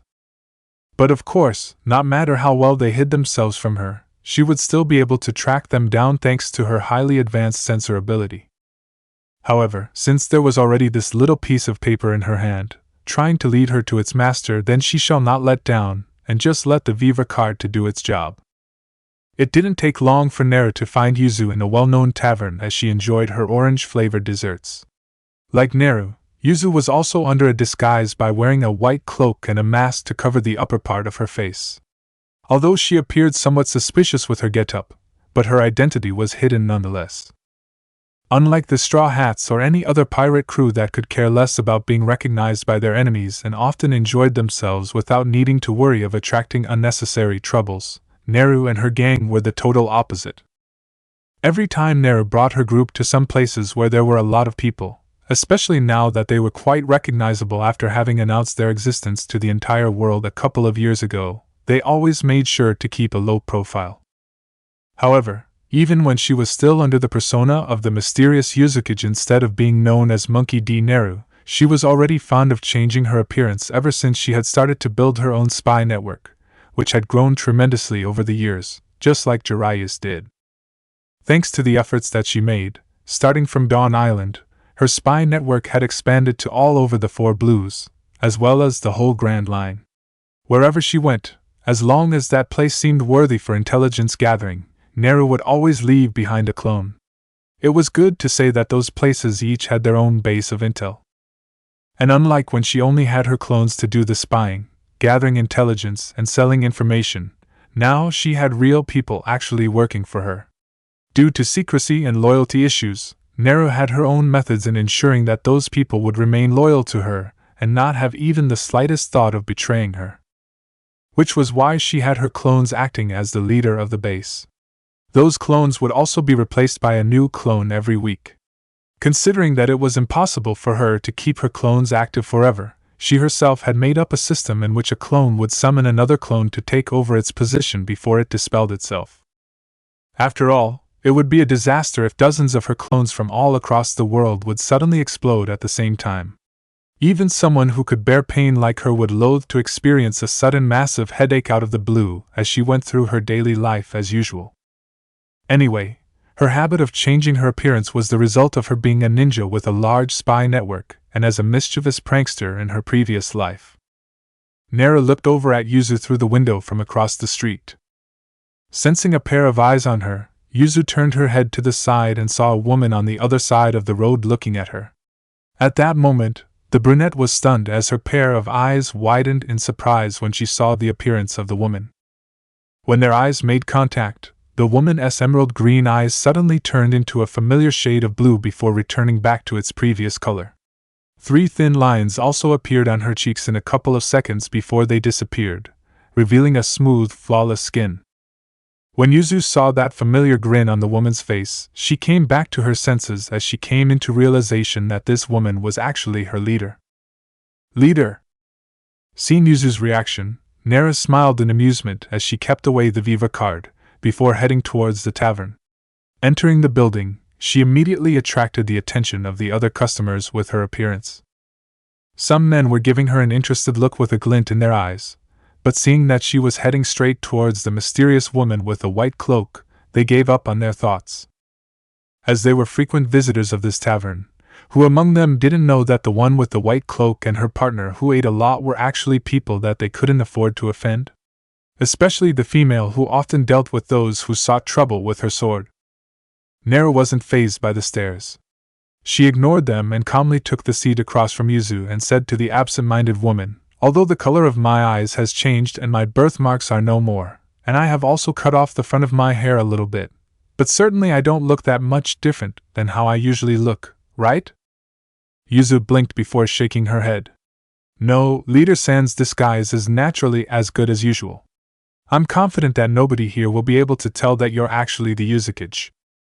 It's just that." She hesitated to say more for a few moments, but seeing that her leader was staring at her with a go-on, "Say it, look," she finished her sentence by saying, "It's just that, you look a lot like someone that I used to know in the past." What Nara didn't know was that her current image right now was similar to the woman that had given birth to her current body. As Yuzu used to live in Mary Geos when she was a child, she and the rest of the world noble children used to see Lady Maria, who often came to the academy. And since Lady Maria was a person with extremely high status in Mary Geos, it was impossible for Yuzu to not know of her. Until now, Yuzu still remembered her first meeting with the beautiful Lady Maria. In Mary Geos, all children of every noble house were required to attend the Holy Academy to learn of their history, philosophy, and ethics as a world noble. After all, as the people of the highest status in the world, they were not supposed to be ignorant of their own origin. Don Quixote Dorothy was among those children. "I heard that Lady Maria will be coming today," whispered a boy to his desk mate. "Really?" His desk mate responded, seemingly excited at the thought of meeting one of the most respected world nobles of Mary Geos. "Of course. My father said so," confirmed the first boy. Murmurs of excitement and awe filled the extravagant classroom as other children who heard the words of the first boy suddenly started to approach him and seek for more details. "Lady Maria will be here to send her family's heiress, since the heiress will be attending the same class as us." The boy was proud and happy to be surrounded by others, so he didn't mind sharing what he knew from his father to the other snotty brats. "This is our chance. If we can make a good impression in front of the heiress, our nobility will definitely increase." "Indeed! I cannot wait to meet the heiress. Based on the status of my house alone, I am sure the heiress will definitely acknowledge me." As everyone was engrossed with their discussion of Lady Maria and her heiress, young Dorothy was expressionless as she continued to read a book that covered the topic of things that kids her age and status would definitely not be interested in. It wasn't that she was too absorbed with what she was doing that she failed to notice the noises around her, but she just in fact didn't care. For her, The two people that these naive and delusional children were dreaming and fantasizing to be acquainted with were simply individuals that people like them couldn't afford to even hold their shoes. The reality was like this: the people with much higher status and nobility would never even think of interacting with those lower than them. Just like how these children were disgusted with just the mere thought of breathing the same air as those beneath them, Dorothy was sure that even this Lady Maria and the heiress that nobody had ever seen before were just like the rest of them. That was how it was living here in Mary Geos. Just as young Dorothy was scoffing and looking down on these brats, the door of the classroom was pushed open by an old man wearing a servant outfit, which attracted everyone's attention to the front. Like the rest, Dorothy watched as the servant led a woman wearing the traditional dress of Mary Geos, but better in design and quality.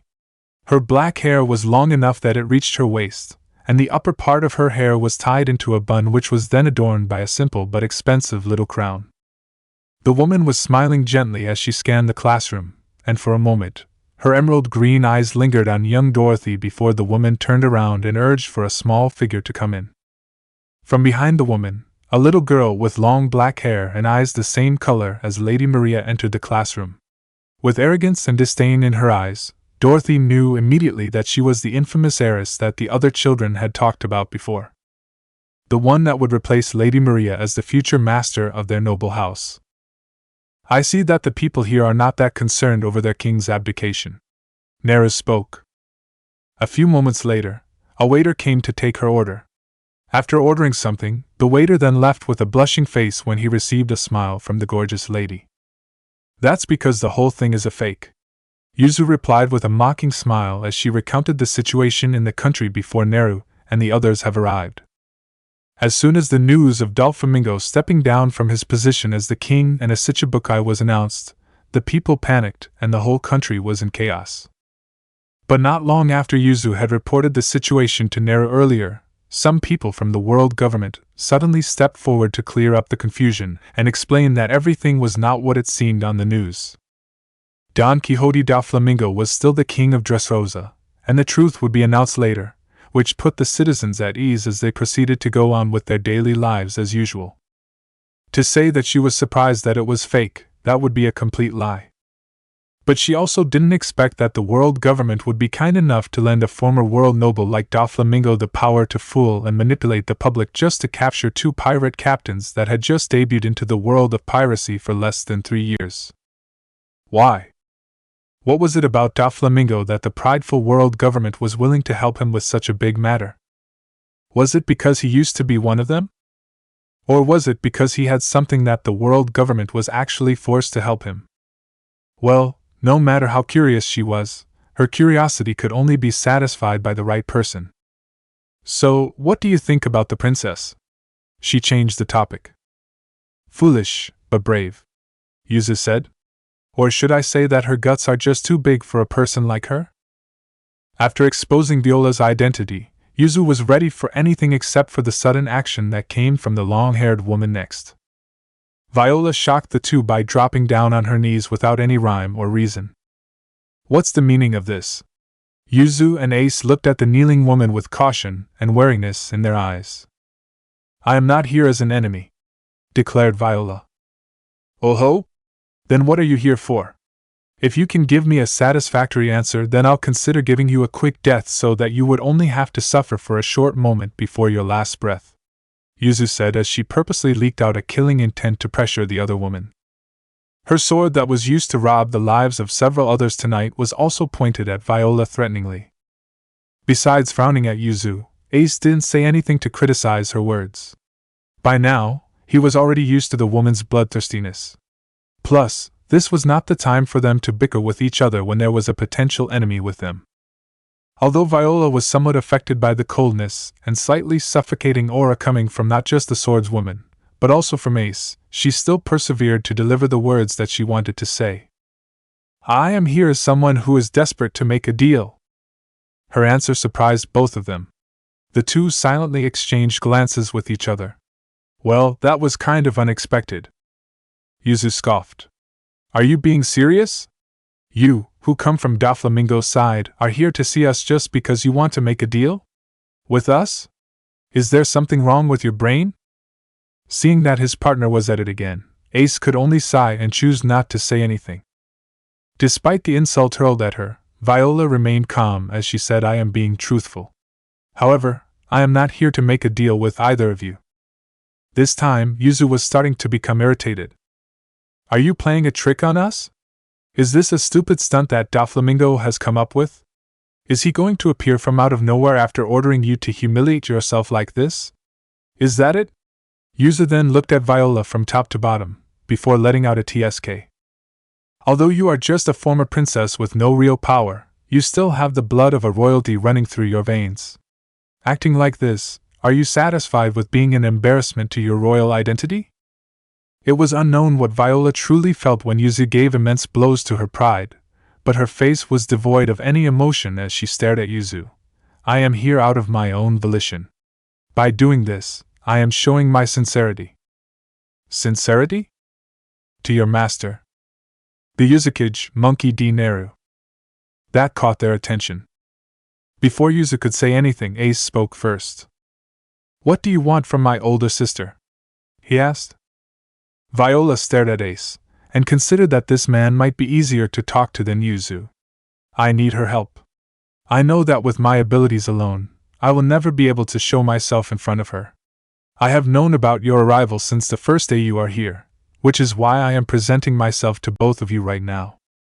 Seeing the alarmed look on their faces, she quickly added, "I swear with my life that I haven't told anyone about you two being here, not even Doflamingo.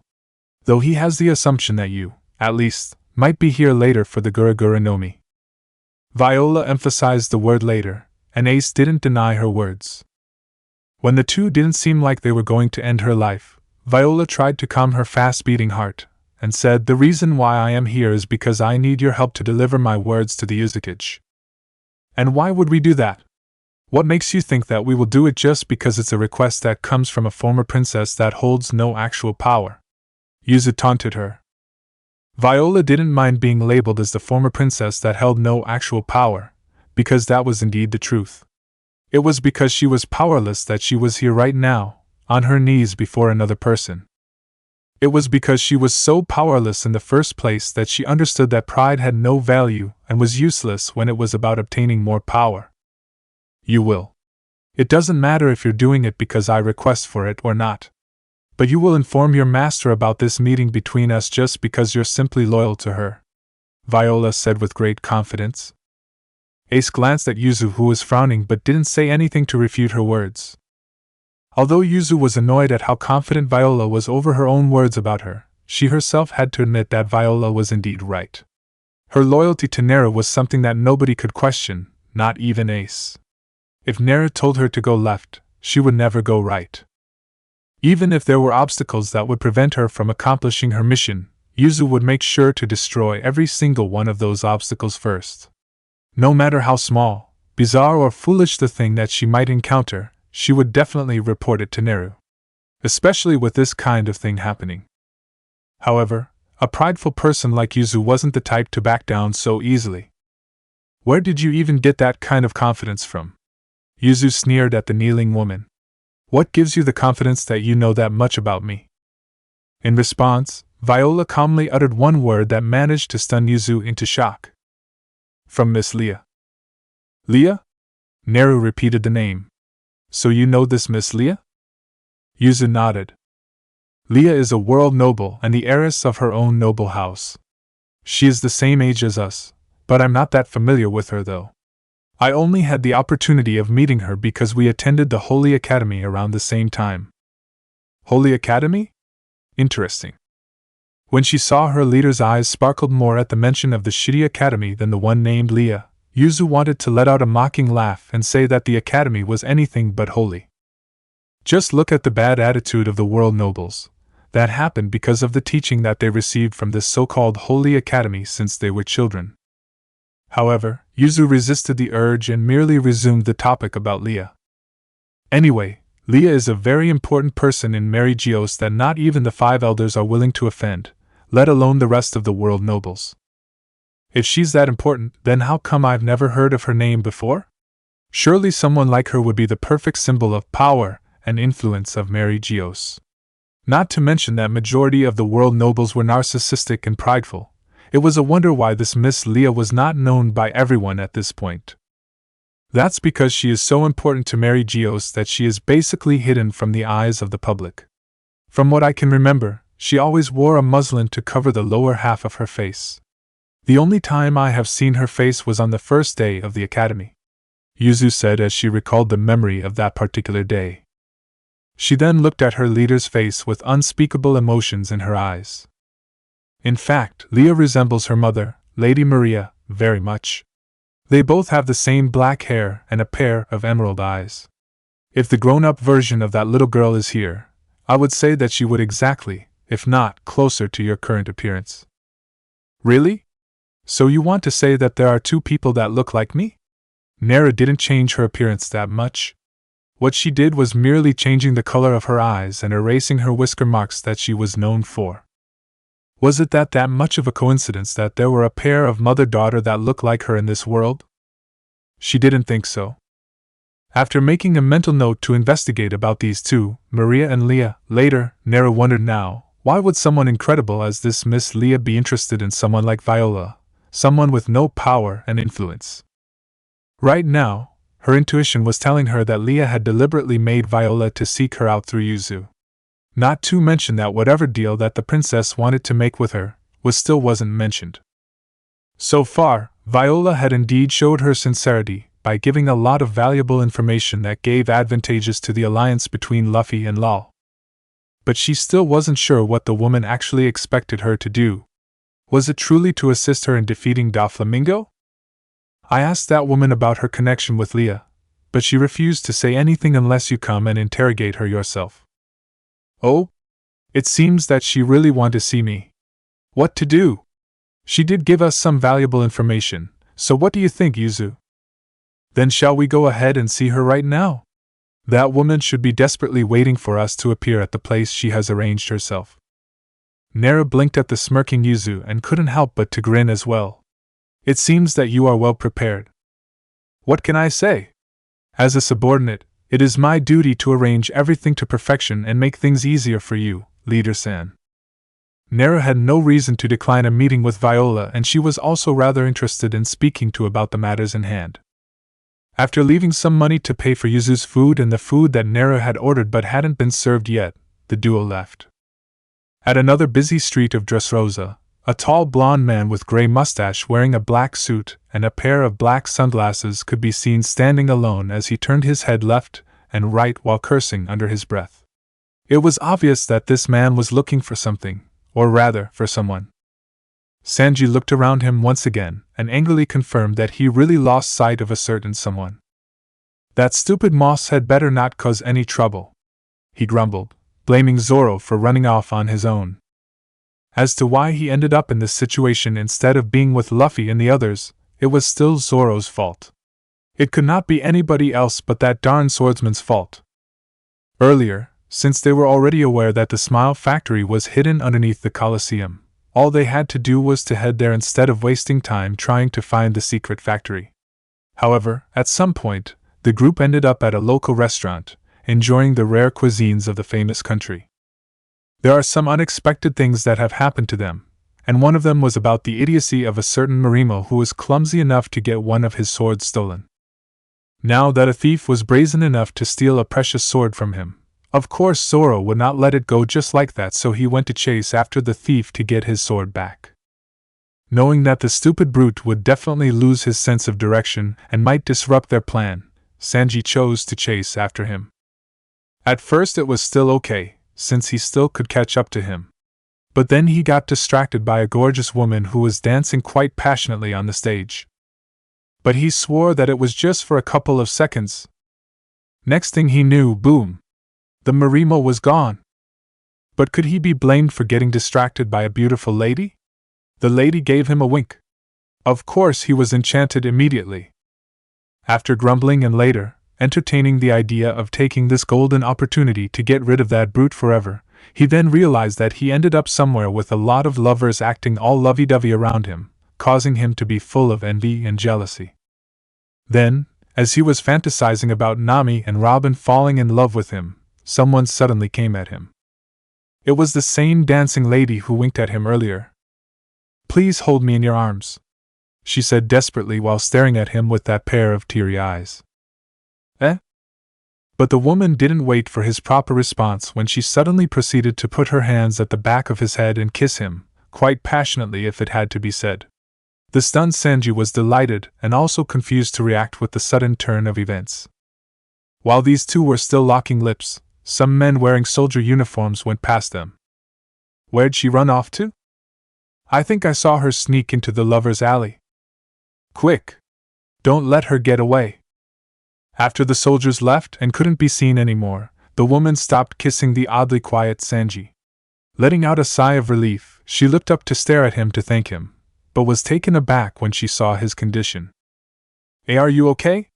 Did I hit you with my head?" asked the woman worriedly when she saw the amount of blood streaming down his nose, tainting his gray mustache red. "No, the only thing that hit me straight to my heart is the chance of meeting between us," Sanji said with a love-struck expression. Thinking of the kiss between them, he suddenly felt weak in the knees, wobbling to the ground. But there's too much blood. This is nothing." Sanji was just happy to get this kind of treatment from a beautiful lady. The woman then bent her waist and cupped Sanji's face with her hands, bringing her face closer to his ear and softly muttered something that startled the delightful Sanji. "Follow me, Black-Leg Sanji of the Straw Hat Crew." Naturally, if someone was able to recognize you even with a disguise, one's reaction would be panicking and be vigilant against that someone. But Sanji, being Sanji, confidently decided that a gorgeous lady recognized him because he was just too charming, and she ended up falling in love with him. Which was why he ended up following this woman with a foolish smile on his face to this building that seemed to be abandoned. When a woman brought a man to a quiet and secluded place, who wouldn't think of something naughty? But Sanji, who anticipated something wonderful to happen to him, was bound to get disappointed when instead of getting another kiss or something more, the woman just stood in front of him with a very serious expression as she started introducing herself. "My name is Violet, and I am sorry to have brought you here with that kind of method, but I have no choice but to do so, Mr. Black-Leg Sanji." When she mentioned her name, Sanji blinked as he realized something. "Wait a minute, you're Violet?" "Why, yes." His reaction seemed like he knew of her. Worried that he might think that she was an enemy wanting to eradicate him, she quickly added, "Fret no, I am not your enemy. Doflamingo has his men watching my every movements, so I have to be careful. I have no choice but to do what I did in order to get you here." "So you're Viola, right?" Whatever she said, Sanji's only concern was her name. "How do you?" Immediately, a bright smile appeared on his face. "Princess. You're the princess that Naruto-san has told us before. Don't worry, dear princess, with me here, you don't have to worry about Doflamingo anymore." Just like that, Sanji went on one knee, grabbed her hand and kissed the back of her hand like a gentleman. But Viola's reaction afterwards was definitely not like what he had expected. She grabbed his hand that had previously held her own with her two hands, and gasped, "And Naruto-san? The Yuzukage? The Yuzukage has talked about me? Does that mean that she has agreed to see me?" Having a close contact with the lady, Sanji's face was red. He remembered that Naruto-san had said something about wanting to see Viola after meeting up with her friend, so he told Viola that. Viola's eyes sparkled. That's great." Then, as if she recalled something. "Ah. This is bad. I'm supposed to give you a warning." She released her hold on him and started to put on a serious and concerned look. "I'll assume that you have already known about what Doflamingo has done." Though disappointed that he wasn't being held by her anymore, he still nodded. "Then are you aware that everything is fake?" Instantly, his playful and romantic side disappeared as he frowned at her. "Fake? What do you mean?" Without wasting any more time, Viola told Sanji everything about Doflamingo's schemes. His abdication of the throne was fake, and him stepping down from his post as a Shichibukai was also fake. Being supported by the world government, the matter of fooling the world was not difficult, as Doflamingo was using this method to let the world government handle both Law and Luffy. Viola had been working for him for years, and she had also been snooping around his matters ever since she had decided to join the rebellion army, so she was deeply aware of the man's schemes. Upon knowing Doflamingo's plan, Viola had intended to warn Yuzu and Ace, but ever since the night she showed up in front of them, it was hard for her to find them, even with her devil fruit ability. As she wasn't able to find them, and they also seemed to be unwilling to see her, Viola had failed to deliver the news to them. Long story short, from what she had gathered, there was an admiral in Dressrosa that was sent by the world government to capture them. Sanji cursed. He figured out immediately that the one who was being lured into a trap was not Doflamingo, but them. Therefore, Law's group and those at Sunnygo were in danger. I must head back to the Sunny. I need to warn them. Sanji was nervous, and he wanted to leave. However, just as he turned around, the door of the warehouse was pushed open, and entered another two people, which caused Sanji to be delighted because these two were extremely beautiful ladies. For a moment, he forgot about what he was supposed to do. Was this his lucky day? Was this God's way of repaying him from all those nightmares and sufferings? While Sanji was being love-struck, Viola gasped as she recognized them. Miss Yuzu! Then she looked at the woman beside the swordswoman with a confused and complicated look. You are here with Miss Leah? Nera's eyes flashed when she heard that name. Ignoring Yuzu's side gaze that seemed to say I told you so, she dropped her hinge, causing Sanji to be even more happy upon seeing her face. Nera-san! He went to her side and acted like he was about to hug her, but Yuzu, who had removed her mask beforehand, immediately had her sword, still sheathed, pointed to his throat. Take another step, and prepare to lose your head, she warned him with a murderous glare. Normal people would get scared, but Sanji was proven to be not one of them. Yes, ma'am, he responded with a perversely happy smile before he went to stand at the side obediently. What are you doing here, Sanji-kun? Nera asked him. It was me who brought him here, Viola answered first. Three pair of eyes turned to look at her. While Sanji's eyes were gentle, Yuzu's gaze was as cold as the last time they had seen each other, whereas Nera displayed absolutely no emotions in her blue eyes. Sanji smiled, and said, Nera-san, this is the princess that you told us about before. Nera stared at the obviously nervous Viola, and simply said, I know. The Yuzukage. Viola murmured under her breath, not knowing what to do now that the real person was here right in front of her. Get a hold of yourself. This is not the time to be nervous. I remember your aura. Nera's sudden words surprised the three of them, wondering what she was talking about. Ignoring the others, she continued. You were the one who had been watching us secretly even before the Sunny reached the country, didn't you? Viola's body went still. She remembered. Earlier, she was using her power to oversee the whole country, and she didn't expect that her luck was so great that she happened to catch a glimpse of the Straw Hat's pirate ship. Concentrating her power more on that tiny ship, she was astonished to have seen the Yuzukage among the people on board the ship. However, her whole body went still and cold when the person suddenly made eye contact with her with the coldest look she had ever seen. Unknown what happened after that, Viola suddenly felt a pain in her head that she was forced to cancel her power. Recalling that scene, Viola swallowed her fear. It didn't need to be asked who was the person responsible for what happened to her earlier. Ignoring Viola, Nero asked Sanji, were you about to go to somewhere else, Sanji-kun? Oh. Snapping out from his stupor, he realized that this was not the moment for him to fool around. So he recounted Viola's words to her. I know that the whole thing is fake, but I'm not aware that an admiral is here. Thinking that the situation might not be good for Law, she told Sanji, alright, you go ahead and warn them first. If something happens, it's okay to leave with the ship first. Then I'll leave first.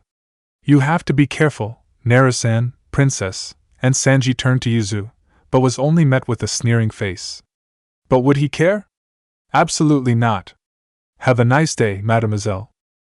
Then he left. Now that Sanji was gone, it was very suffocating for Viola to be inside the building with these two women who didn't appear to be friendly at all. Trying to stay calm, she bowed her body like an elegant noble lady and reintroduced herself to Neru. Yuzukage-sama, I am Viola, the princess of the previous reign of Dressrosa, and I am standing here today to pledge my loyalty to you, and swear an oath of allegiance of Dressrosa to Yuzu. Once she finished, besides that one particular person who was aware of Viola's intention, the other one was shook, clearly not expecting such a bold declaration coming from Viola. Nera looked at the person standing beside her with a deep, questioning look, as if to say, "Explain yourself." However, brave Yuzu only responded by shrugging her shoulders. But secretly, she was pleased at herself for being able to get a new territory for her leader and expand her growing influence. Although she did inform Neru about how Viola had approached her and Ace the other day, and how the princess had requested for the Yuzuki's help in taking down Doflamingo from his throne as the king of Dressrosa, but there were other things that Yuzu had deliberately concealed from Neru. Or it was better to say that she just held back some information. Yuzu didn't lie, and Neru was even aware that Yuzu didn't tell her some things. Such as how Viola had kneeled and swore her loyalty to Neru in front of her and Ace, her promise to hand over Dressrosa to Yuzu once Doflamingo was defeated, and how the other leaders of the rebellion army had promised that they would also pledge their loyalties to her once everything was settled. In exchange of all that, Neru would only have to promise to keep the country and the people safe. Even if she wasn't willing to help them fight against Doflamingo, it was enough if she was willing to protect the country and the people from Doflamingo's wrath. To show her sincerity even more, she even exposed Dressrosa's dark secret. The information of the Smile Factory's location, the secret behind the living toys, and the dark, bloody side of the Colosseum were all revealed by her on that night. Thanks to Yuzu, who had purposely hid some things from her leader, Neru was still under the impression that Viola had only wanted to use her to deal with the enemy who had basically ruined her perfect royalty life. One of the reasons as to why Neru was even willing to meet this Viola were because she had kindly provided them the valuable information that were useful for Luffy and Law. Although the information was useless to her, but she wasn't that ungrateful. It was also a great coincidence that those there, Viola, Law and Luffy, were now sharing one common enemy, whom they had coincidentally planned to strike today. If this wasn't a sign for them to work together, then what else? And lastly, she was also curious of the person named Leah. And as to why Yuzu had done what she did, the swordswoman would only claim that it was all for the benefits of her leader. Yuzu was selfish, and she knew that. However, her selfishness did not center around herself, instead it was her leader, Neru herself. She was selfish for her own happiness and satisfaction that were closely related to the goal of making her leader the most powerful and influential king in this world. For her, everything that was the best needed to be owned by no one else but her leader. Yuzu was selfish, but was also a blind, faithful loyalist of Neru ever since she had figured out her leader's true identity.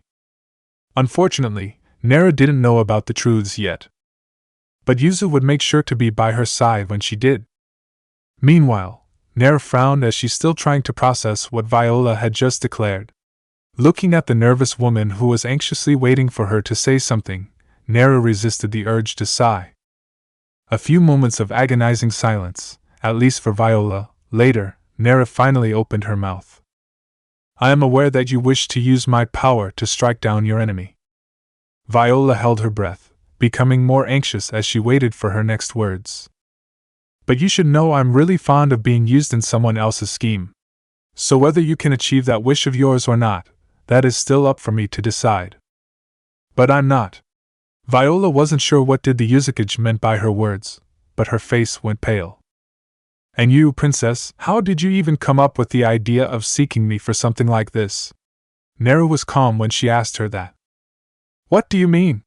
Poor Viola truly didn't understand what Neru was trying to convey with her words, but one thing she understood was that the Yuzuki wasn't really happy with her right now. When she met Yuzu's cold gaze, she subconsciously took a couple of steps backwards. Neru didn't mind making her understand. "You, as someone who grew up as a royal princess, should know and understand this more than anyone else of how absurd it is for a ruler of another country to get involved with the power struggle of another country. Also, what kind of right that you, a former princess, even have that you actually dared to swear an oath of allegiance of a country that isn't even yours to begin with, to another ruler?" Viola was intimidated by the seemingly calm woman and her sharp words that she became speechless. She was nervous and her mind was a mess. Princess, do you even realize that you are betraying your country right now? No! Shaken by her words, Viola's gaze hardened as she met the eyes of the blue-eyed woman and immediately denied her accusation of her betraying her own beloved country. How could I? I love this country with all my heart. How could you? Then are you not in the middle of planning the demise of your own king, who is the current ruler of this country? If this doesn't define the meaning of a traitor, then what else? Naru continued to pressure her with a calmness that was intimidating enough for poor Viola. I am not betraying my country. This is my home, how could I not love Dressrosa? Perhaps she was too intimidated that her mind was a little bit messed up. But Viola let out several deep breaths as she held her temple with her hand, and said weakly, I love this country so much that I am not willing to see Dressrosa being ruined under the reign of someone like Doflamingo. Someone like Doflamingo. Naru repeated her words, before she unexpectedly let out an amused chuckle that startled Viola. To be honest, Doflamingo is not actually a bad king. From what I have seen, he is capable enough to make Dressrosa a prosperous country, unlike when it was previously under the reign of King Riku. Widening her eyes in shock, Viola was astonished. Since she had already given the details of the factory, and the secret behind the existence of the living toys, then the other party should be aware of Doflamingo's cruelty. Couldn't accept her words, Viola was angry. Why? Why do you even support someone as cruel as Doflamingo? Facing Viola's reddened eyes, Naru calmly said supporting him is something that I will never do. Even though I don't approve of his nature and what he has done, but nobody should deny that he is indeed a capable leader. Viola might think that she was crazy for praising Doflamingo, but Naru had lived in a bloody shinobi era in her previous life. Therefore, it was only natural for her view and idealism of how she defined a good leader was not the same as Viola, who thought that a good leader meant that one only had to possess his good morality and humanity. Being a leader always came with a heavy price. It could be one's wealth for power, or one's humanity for power. Someone could even lose everything that they loved if they wanted to be the king. It all varied. Naru knew it better than anyone that no leader was completely kind and pure while able to protect everyone and everything they loved without having anything to sacrifice in exchange for all that. Her father, Minato, and the rest of the Kages were great example of that. For them to have the hat of the Kage, their hands had never been clean. No matter how much they had been praised for their kindness and heroism, it was a fact that they each had sacrificed something important in their life for the power that they used to protect their villages. King Riku is said to be a kind leader that was loved by his people. However, in the end, he still wasn't capable enough to either make the country prosper, or protect himself from falling into the scheme of another person. Causing the people to suffer, and losing his throne, it was all because he didn't have the ability. The words spoken by Naru were not good to listen at, but there was no lie in what she said. On the other hand, Doflamingo is a cruel man who used despicable methods to get the throne, but look at Dressrosa today.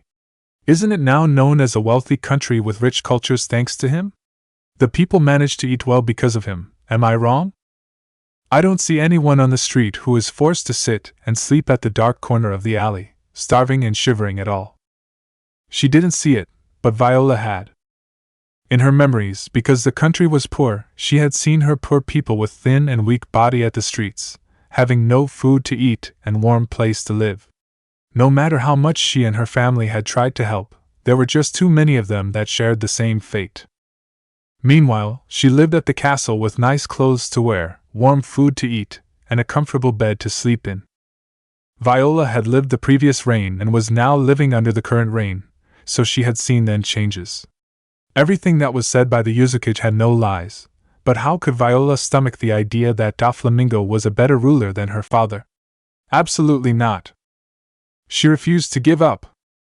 With a determined heart, Viola collected her emotions and stared hard at the woman in front of her. She declared firmly Doflamingo is not fit to be the ruler of this country, and this princess will make sure that he will be dethroned today. She had long decided about this. The people may be living well, but they were also suffering. The princess and the empress looked at each other, with the former didn't want to give up on her standpoint. Naru was amazed at the sheer determination shown by Viola, feeling that the princess truly is not as weak as she had expected. Good, you didn't disappoint me. She applauded her. However, you still should know the consequences for your decision. Viola knew. Doflamingo had the world government backing him up, and Dressrosa was also known to be one of 20 founding countries that formed the world government. Therefore, it wasn't wrong to assume that the world government would never let the rebels go after all the crimes they had committed. It was a huge possibility the world government would even send several admirals to get rid of everyone that was involved with the rebellion. Once the country's strength and security were weakened during the Civil War, there was also a chance that the many pirates that were already here might take the chance to cause more chaos upon the country. If Nero could think of this, then why couldn't Viola? Doflamingo is not just a cunning king, but he also has the power and strength to deal with the enemies that could harm the country. He is the perfect definition of a powerful weapon to attack, and a good shield to protect. But what about you? Yeah, what about Viola? What could she, and the rest of the rebels behind her, do to protect Dressrosa once the country loses its weapon and shield? If you and your army couldn't even defeat Doflamingo and his people, then what makes you think that you can defend another greater power than his? Or even if you manage to defeat him, then what next? Would you be able to protect yourself, the people, and the country against the world government, and those pirates? Nera thought that after pressuring her with her words, it might take a long time for Viola to respond. However, as if a switch was pressed, Viola's whole demeanor seemed to have changed. Yuzuki-sama is right, she calmly admitted, which surprised Nera since Viola seemed so calm about it. At first, I never intended to join the rebellion army, but then that person came and she made me like this. Viola's expression turned bitter. I know that I'm just a tool for her to use, but I'm not angry because if it wasn't for her, I would never be able to gain the confidence and guts to go against someone like Doflamingo with just my strength alone. She continued, I admit that I have the intention to get you, Yuzuki-sama, to join us. But I am also being sincere when I pledged my loyalty and the country to you. Why? Because you are Dressrosa's only hope. Without a change of expression, Viola revealed that before she went to see Ace and Yuzu, she had already discussed with the other leaders of the army about her decision to hand over Dressrosa to Nero. They believed that if the country was in the hand of someone like her, then not even the world government would even dare to do anything to her. The country might lose its privilege as one of the 20 kingdoms that built the world government, but so what? It was still better to be under the protection of the Yuzuki than to suffer under someone like Doflamingo. When she finished, Nera couldn't help but question her sanity. What gives you confidence that I would accept your deal? With a helpless look, Viola responded, I have no choice, Yuzuki-sama. According to that person, this country can only belong to you.